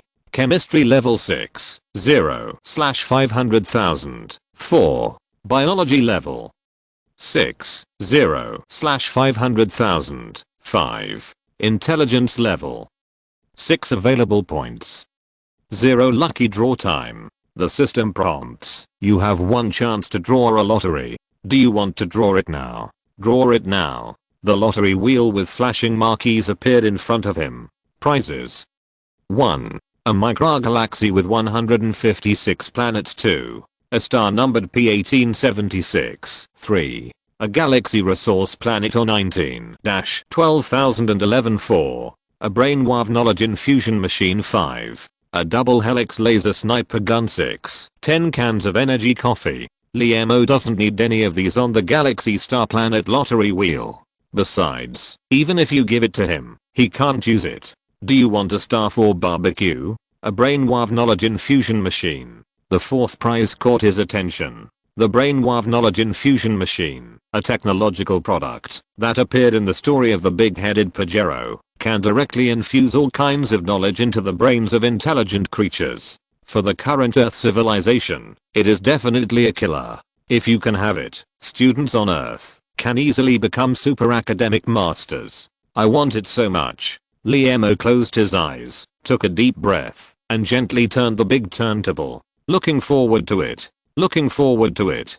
Ding dong. Congratulations on winning the system reward.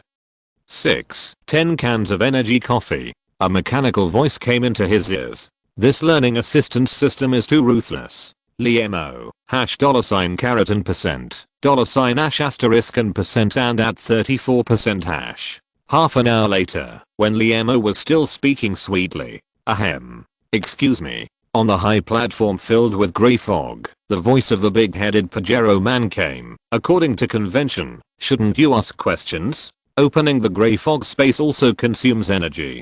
After venting his emotions, Liemo still felt a little unsatisfied, but the most important thing at the moment was the metal plates in the backpack. He shook his head. No questions this time. No questions? The big-headed Pajero man was shocked.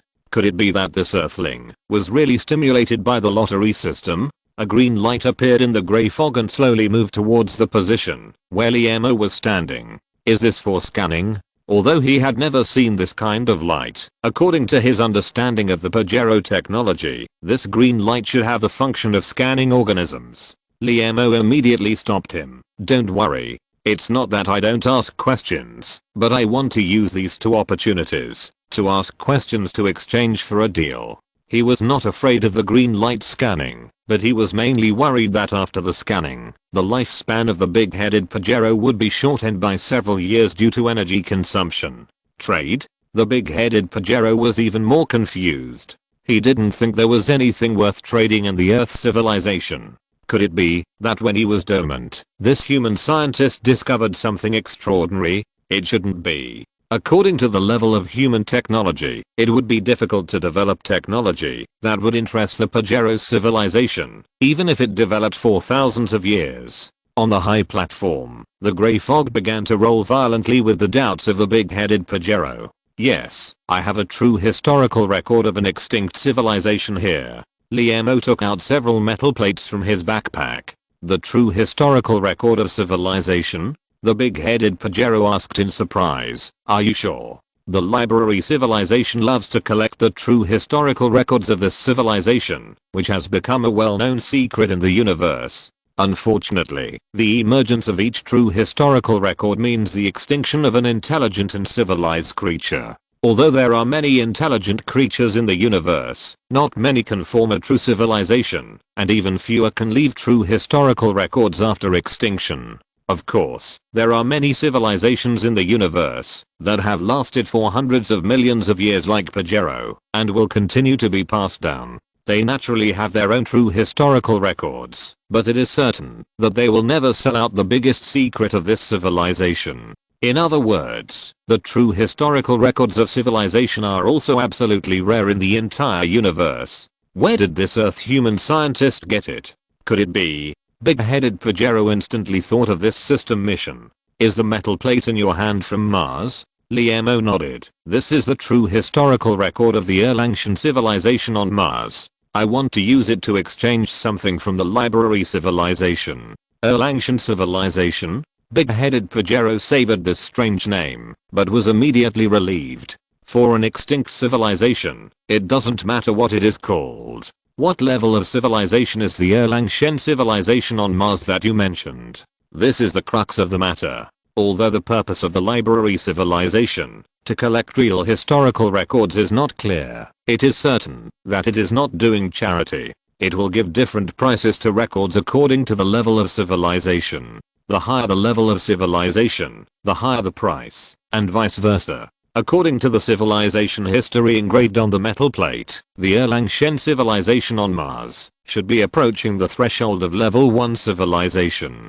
They are a technological civilization that is good at controlling plants. Liemo detailed the information he obtained from the civilization room. Real historical records that are less than level 1 civilization are not worth much. The big-headed Pajero man was a little disappointed again. But technological civilizations that are good at controlling plants are rare, which may add some value to this record. What do you want to exchange from the library civilization through us, Pagerus? Chapter 375 Handling Fee. What should we exchange? The equation for the grand unification of the universe. The blueprint of a curvature spacecraft. Individuals of lower civilizations can never imagine what the technology of higher civilizations is like.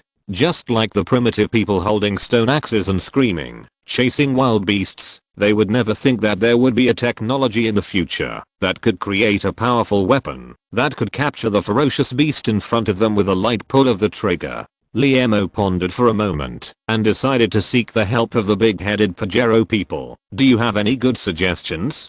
Before the exchange, according to the general principles of the law of cosmic civilization, I must make one thing clear to you. The voice of the big-headed Pajero people came from the grey fog. Our Pajero civilization must extract 50% of the total value of the items in this transaction as a handling fee. Handling fee? Still 50% handling fee? Liemo was shocked. He had already paid 2 questions. Why did he have to pay a handling fee? And it was 50%. This is even more cruel than some game platforms on Earth. Of course, you can also choose not to trade through our Pajero civilization. Big Head replied, but even if the transaction is terminated, your 2 opportunities to ask questions will not be refunded. This is completely self-defeating. Liemo understands that, if he does not go through the Pajero people, the metal plate in his hand is just a pile of waste. But 50% of the handling fee, isn't this robbery? Liemo was very unwilling. However, as an intermediary platform, our Pajero civilization will strive for the greatest benefits for you. After all, we are old customers of the library civilization, and are very familiar with their routines. Big Head Pajero is very much like an insurance salesman on Earth, and based on my understanding of Earth technology, I will definitely help you choose the most suitable technology. I can assure you that this 50% handling fee is absolutely worth it. His words made Liemo a little ashamed. In order to facilitate this transaction, the big-head Pajero people have given up the dignity of the 4th level civilization. But his words do make some sense. As a 4th level civilization, the Pajero people have naturally already filled up the lower level technology tree. They know what technology is most needed on Earth. No. There is a problem. Liemo suddenly realized the loophole in this deal. He asked in confusion, I remember that there is a provision in the general principles of the universal civilization law that clearly states that advanced civilizations cannot teach technology to lower civilizations. Why can the library civilization violate this provision? When he first met the big head Pajero, he made a request to ask the Pajero to improve the level of science and technology on Earth. But it was precisely because of this behavior that violated the general principles of the universal civilization law that they were ruthlessly rejected. And now he knows that there is a library civilization in the universe that specializes in exchanging technology and other items for stories. This is a complete paradox. Is the big head Pajero lying? This is the first time he has doubts about this alien who has always mentioned the general principles of the universal civilization law. The general law of cosmic civilization is true, and so is the library civilization. The big-headed Pajero man noticed his doubts and explained, the general law of cosmic civilization is like the traffic laws on Earth, guiding various civilizations to develop in an orderly manner in the universe. Once various civilizations violate the general rules, they are likely to be mysteriously punished. But at the same time, it also has the same shortcomings as traffic laws. On Earth, as long as a person can pay enough, he will not be bound by traffic laws. In the universe, if a civilization can pay enough, it can completely ignore the general law of cosmic civilization, and the library civilization is a civilization of this level. So that's it. Civilizations in the universe are divided into different levels according to their strength. The general law of cosmic civilization can constrain ordinary civilizations of average or weak strength, but when facing some god-level civilizations, it seems to be more than willing but less powerful. The 4th level Pajero civilization has to carefully follow the general law of cosmic civilization, because they cannot bear the mysterious punishment caused by violating the general rules. The 8th level civilization, the library civilization, has the means to resist the mysterious punishment, so it ignores the general rules. After resolving the last bit of doubt in his heart, Liemo placed all the metal plates in the grey fog. I will entrust you with a transaction. Take these metal plates away. Take them away. I don't have this ability. I just need to convert these text records into quantum waves and send them back to Pajero Star. Then the civilization ambassador who is responsible for the transaction will contact the library civilization for the transaction. The library civilization can naturally distinguish the authenticity of the records. Perhaps to avoid misunderstanding, the big-headed Pajero explained the entire process of the transaction in detail.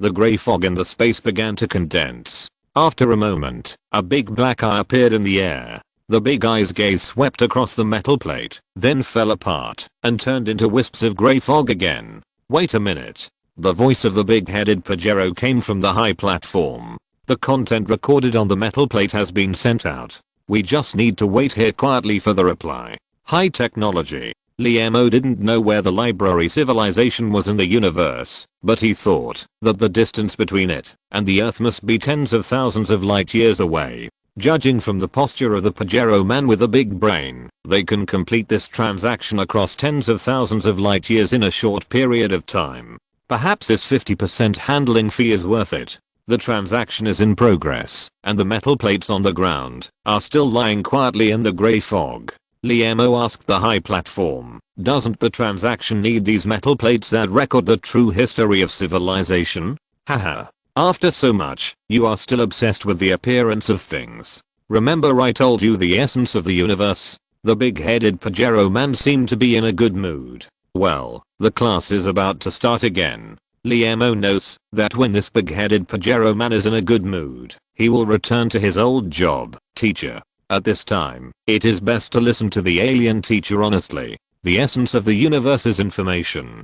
Liemo answered very cooperatively. Yes, our entire universe, including ourselves, is a kind of information. The big-headed Pajero began to show off his knowledge again. The differences between information determine the differences between us. But among all the information, there is a strange kind of information.